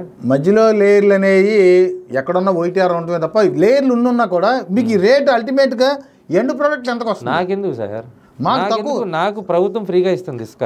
ప్రభుత్వం ఫ్రీ సార్, కానీ లారీ కూడా ఫ్రీ కాదు, డీజిల్ ఫ్రీ కాదు కదా సార్. నేనంటే ట్రాన్స్పోర్ట్ ఖర్చు ఎవరైనా పెట్టుకోవాల్సిందే, లోడింగ్ ఖర్చు ఎవరైనా పెట్టుకోవాల్సిందే. అక్కడ మళ్ళీ పెత్తందారులు ఎందుకు అంటున్నా, పార్టీల పరంగా పెత్తందారులు ఎందుకు? ప్రభుత్వం ఏం చేయలేదని ఎట్లా అంటారు? అక్కడ ప్రభుత్వం మైనింగ్ అధికారిని పెట్టింది, సీసీ కెమెరాలు పెట్టింది, వే బ్రిడ్జిని పెట్టింది, తీసుకొస్తున్నారు. ఇంకో 4 పెడతారు సార్ అధికారులని. అసలు సార్ ఇప్పుడు ఒక ఎలక్ట్రికల్ ఏఈకి కావాలని అంటే అక్కడ రిక్రూట్మెంట్ లేదు, ఒక మున్సిపల్ ఇంజనీర్ కావాలంటే రిక్రూట్మెంట్ లేదు, ఒక మైనింగ్ డిపార్ట్మెంట్లో ఉండేది ఎంతమంది జిల్లా ఆఫీస్లో పర్మనెంట్ ఎంప్లాయీ 2-3 ఉంటారు, మిగిలిన అవుట్ సోర్సింగ్ వాళ్ళు 3-4. ఎంత చిన్న ఆఫీసు అంత పెద్ద నదిని మానిటరింగ్ చేయాలంటే ఎక్కడ సాధ్యపడింది? ఇప్పుడు మనం పార్టీల కార్యకర్తలు వెళ్ళి కాపలా కాస్తారా? పార్టీల కార్యకర్తలు వెళ్ళి ఇప్పుడు నిజంగా అక్కడ మనకి ఎండ్ ప్రోడక్ట్ కనుక ఎక్కువ రేట్లో దొరికితే ఈ పాటికి అలరైపోవడం. ఎండ్ ప్రోడక్ట్ చివరిగా వచ్చి వినియోగదారుడు సంతృప్తిగా ఉన్నాడా లేడా అనేది ఇక్కడ నా ఉద్దేశం ఏంటంటే, నాకు వచ్చినటువంటి సమాచారం ఏంటంటే ఇప్పటికి కూడా ఎమ్మెల్యేలు వాళ్ళ అనుచరులు ఇప్పటికి కూడా ఇసుక రీచ్లో టెస్ట్ వేసి వాళ్ళకి కావాల్సిన పబ్బం వాళ్ళు గడుపుకుంటున్నారు. అది ఆ ప్రభుత్వం ఈ ప్రభుత్వం ఏ ప్రభుత్వం అయినా సరే నిజంగా అలా ఉండుంటే ఈ పాటికి మీడియా సోదరులంతా అక్కడికి వెళ్ళి అంచెలంతా తీసి అవన్నీ చేస్తూ ఉన్నారు. మామూలుగా అలా నానుడి వచ్చేస్తుంది తప్ప నిజంగా ఉండుంటే మీడియా సోదరులు ఎందుకు ఊరుకుంటారు? ఎప్పుడో షూట్ చేసేసి అవన్నీ కూడా విజువల్స్ ఇస్తారు. మీడియా సోదరులు ఊరుకోరు కదా. ప్రతిపక్ష మీడియా ఫైనల్గా మీరు రాబోయే ఎన్నికలు ఇప్పుడు రేపు ఏదైనా ఏమన్నా లోకల్ బాడీలు జరిగినా సరే మళ్ళీ ఇంకొకసారి ఈ ఓటుకి సంబంధించినటువంటి ప్రక్రియ మొత్తం మీద కూడా మీరు చేస్తూ ఉంటారా? చేస్తూ ఉంటాం. మళ్ళీ ఇప్పుడు మాకు కోర్టు ఇచ్చిన ఉత్తర్వుల ప్రకారం డోర్ నెంబర్లు అన్నీ కూడా సీరియల్గా ఉండాలి. ఆ సీరియల్ అంటే 1 2 3 4 ఉండాలి. ఆ 1 2 3 ప్రకారం మారుస్తా అని చెప్పేసి కలెక్టర్ గారు చెప్పారు. అవి మార్చిపోతే మళ్ళీ ఆ ప్రకారం అన్నీ చేయాలని మళ్ళీ లెటర్లు పెడతా ఉంటాం. మళ్ళీ అది కనుక ఇంప్లిమెంట్ చేయగలిగితే ఈ ఎన్నికల అవకతవకలు అన్నీ కూడా కట్టుబడిపోతాయి. రూల్ నెంబర్ 60 అని కనుక ఇంప్లిమెంట్ చేయగలిగితే బ్రహ్మాండంగా మన ప్రజాస్వామ్యాన్ని కాపాడుకోవచ్చు. అసలు ఎన్నికల రోజు ఎవరు కూడా నా ఓటు ఎక్కడుందని ఎత్తుకోకల సీరియల్గా అలా లిస్ట్ తీయగానే ABCDE ఇట్లా వరుసగా వెళ్ళిపోతూ ఉంటుంది. పలానా మీ ఇంటి పక్కన పలానా తెలిసిపోతూ ఉంటుంది. ఈ కన్ఫ్యూజన్ లేదు. అధికారులు ఎలక్ట్రోల్స్ తయారు చేసేటప్పుడు వాళ్ళు మనసు పెట్టి కనుక తయారు చేస్తే ఈ చాలా వరకు షార్ట్ అవుట్ అయిపోతాయి. ఇదేంటంటే దాని మీద అసలు ఏముందో ఈ ఎన్నికలు వెళ్ళిపోతే వాళ్ళు పెద్ద స్థాయి అధికారులు కింద స్థాయి వాళ్ళకి అప్పచెప్పేస్తారు. వాళ్ళకి ఇది ఇంపాక్ట్ తెలీదు. ఏదో ఒకటిలో ఓటు ఉందో కానీ ఇప్పుడు ఒకే రోల్లో భార్యాభర్తలు ఒకటి పక్క పక్కన లేకుండా పోనీ ఒకే బూత్లో పెట్టారు. ఒకటి 400 సీరియల్లో ఉంటుంది, ఒకటి 700 సీరియల్లో ఉంటుంది. ఇప్పుడు ఇవన్నీ కరెక్ట్ చేయాలి. అలాగే మైన్యూట్ లెవెల్ దాకా కరెక్ట్ చేయగలిగితేనే మనకి ఆ ఎన్నికల రోజు ఎటువంటి హడావిడి లేకుండా చక్కగా పోలింగ్ శాతం పడిపోవడం కూడా ఇది ఒక కారణం అండి. ఆ ఓటు ఎత్తుకుప్పుడు పోలింగ్ శాతం ఇంప్రూవ్ అంటే కలెక్టర్ రోలు ప్రిపేర్ చేయకుండా మనం ఎక్కడి నుంచి పోలింగ్ శాతం ఇంక్రీజ్ అయింది. మంచి రోల్ ప్రిపేర్ చేస్తే కరెక్ట్గా వాళ్ళు ఆల్మోస్ట్ 80% నమోదవుతుంది కదా సార్, ఇంకా పెరగాలంటారు. ఇంకా ఇప్పుడు 100కి 100 మంది ఉన్నప్పుడు ఎందుకు 80% తాగాలి? ఇప్పుడు ఆ 20% కూడా ఓటు ఆ 20% నాకు తెలిసి ఏంటంటే మనకెందులే ఆ రోల్ ఎక్కడ ఉందో అని కొంచెం మనం వెళ్ళాం. కానీ వాళ్ళు కూడా వాళ్ళే ఎక్కువగా ఇప్పుడు మేము చూసిన దాంట్లో ఏంటంటే ఎవరైతే కొంచెం అక్షర శాతం తక్కువగా ఉందో వాళ్ళు మా అమ్మ దగ్గరికి వచ్చి బాబు నాకు ఓటు స్లిప్ రాలేదు, నా ఓటు స్లిప్ ఎక్కడుంది, నా యొక్క ఓటు ఎక్కడుందని చెప్పేసి అడిగి మరీ స్లిప్ రాయించుకెళ్తారు. ఎవరైతే పీజీలు పిహెచ్డీలు చేశారో వాళ్ళ ఇంటికి వెళ్ళి మేము ఓటు స్లిప్ ఇచ్చినా కూడా అంతే. కనీసం నేను ఓటేస్తే నాకు మీరేం చేయరు కదా, మంచి రోడ్డు వేయరు, డ్రైన్ అడిగితే కట్టరు సార్. ఇప్పుడు చదువుకున్న వాళ్ళు బాధ్యత గల వ్యక్తులు వచ్చి ప్రశ్నించాలంటే పోల్లో పాల్గొవాలి. పోల్లో పాల్గొని అప్పుడు వాళ్ళకి రైట్ ఉంటుంది. ఇప్పుడు వాళ్ళ ప్రజాప్రతినిధిని నువ్వెందుకు నా ఓటు వేయలేదని చెప్పేసి ఎందుకు అడగలేకపోతున్నావు, నువ్వు ఓటు వేయలేదు కాబట్టి. నువ్వు పోల్లో పోలింగ్లో కనుక నువ్వు నిజంగా పాల్గొని ఓటు చేసి ఉంటే మీ హక్కును మీరు ఎందుకు వదులుకుంటారు? ఏమైనా ఇంటి ముందు ఊడ్చేవాళ్ళు మున్సిపాలిటీ వాళ్ళు రాలేదు, ఎందుకు వాళ్ళు రావట్లేదు, నేను ట్యాక్సులు కడతానని చెప్పేసి నిలదీసి దమ్ముగా మాట్లాడగలరు. ఎందుకని వీళ్ళు మాట్లాడట్లేదు? నువ్వు పోలింగ్ రోజు ఓటుకు రాలా, పోలింగ్ రోజు అడిగేస్తారు అట్లా ఇంటికి వచ్చి సార్ మాకు ఓటు రాలేదు, ఓటు స్లిప్ ఇవ్వండి, ఓటు కాదు పని అడుగుతారు. ఏయా ఎన్నిసార్లు చెప్పాలి, మా ఇంట్లో లైట్ వెలగట్లా, మా వీధిలో లైట్ వెలగట్లేదు, నువ్వు చేపించు, లేకపోతే మంత్రి గారి దగ్గరికి వెళ్ళమా ఎన్ని రోజులు అని చెప్పి వాళ్ళు నిలదీసి మాట్లాడతారు. మేము కూడా వాళ్ళకి అంతే ఇదిగా బాధ్యతగా పనిచేసి పెడతాం. ఎందుకంటే వాడు ఓటింగ్ లైన్లోకి వచ్చి గంటన్నర సేపు నుంచుని ఓటేసి వెళ్ళారు. వాళ్ళకి అడిగే హక్కు ఉంటుంది, ప్రతి మనిషికి ఉంది సార్. మనకు అంతర్లీనంగా ఏంటంటే మనం ఓటైనప్పుడు ఏం జరిగిందంటే ఏమడుగుతారు మన వాడికి ఓటేయలేదు అని చెప్పేసి కొంచెం నిరాసక్తి. ఓటేసినోడు ఖచ్చితంగా వాళ్ళకి అనుకున్నది కానీ జరగకపోతే నిలదీసి మాట్లాడతారు. అది మానవ నైజం. మన ఏనోడే ఎస్కేప్ అవుతా, పోతే పోన్లే మనకేం లేదు. ఆ పోతే పోనీ వాళ్ళ వల్లే మనకి వాళ్ళ ప్రజాస్వామ్యం ఇబ్బంది పడుతుంది. మేధావులు ఉండి చదువుకుని ఉండి విజ్ఞత ఉండి వాళ్ళు వచ్చి పోల్ చేయటి పోన్లే. ఇప్పుడు ఏలుముద్ర వాళ్ళు 9th క్లాస్ వాళ్ళు 10th క్లాస్ వాళ్ళు రూల్ చేస్తున్నారు. ఆ రాజకీయాలని చెడిపోయినావు. నువ్వు పీజీ చదువుకున్నావు, మీరు ఇంట్లో కూర్చుంటారు, నువ్వు మాత్రం వచ్చేసి ఓటు చేయలేవు. మరి మంచి పరిపాలన ఎక్కడి నుంచి వస్తుంది? మీరు మంచి అభ్యర్థిని కనుక ఉన్నవాళ్ళలో బెస్ట్ మీరు ఎన్నుకోగలిగినప్పుడు మంచి పరిపాలన వస్తుంది. ఓటింగ్ శాతం బాగున్నప్పుడు మంచి వాళ్ళు వస్తారు. మీలో ప్రజాస్వామ్యంలో ఉన్నటువంటి చదువుకున్న వాళ్ళు వీళ్ళు నిరాసక్తత వల్లే అక్షర జ్ఞానం లేని వాళ్ళు వచ్చేసి మనం రూల్ చేయాలని పరిస్థితికి వస్తుంది.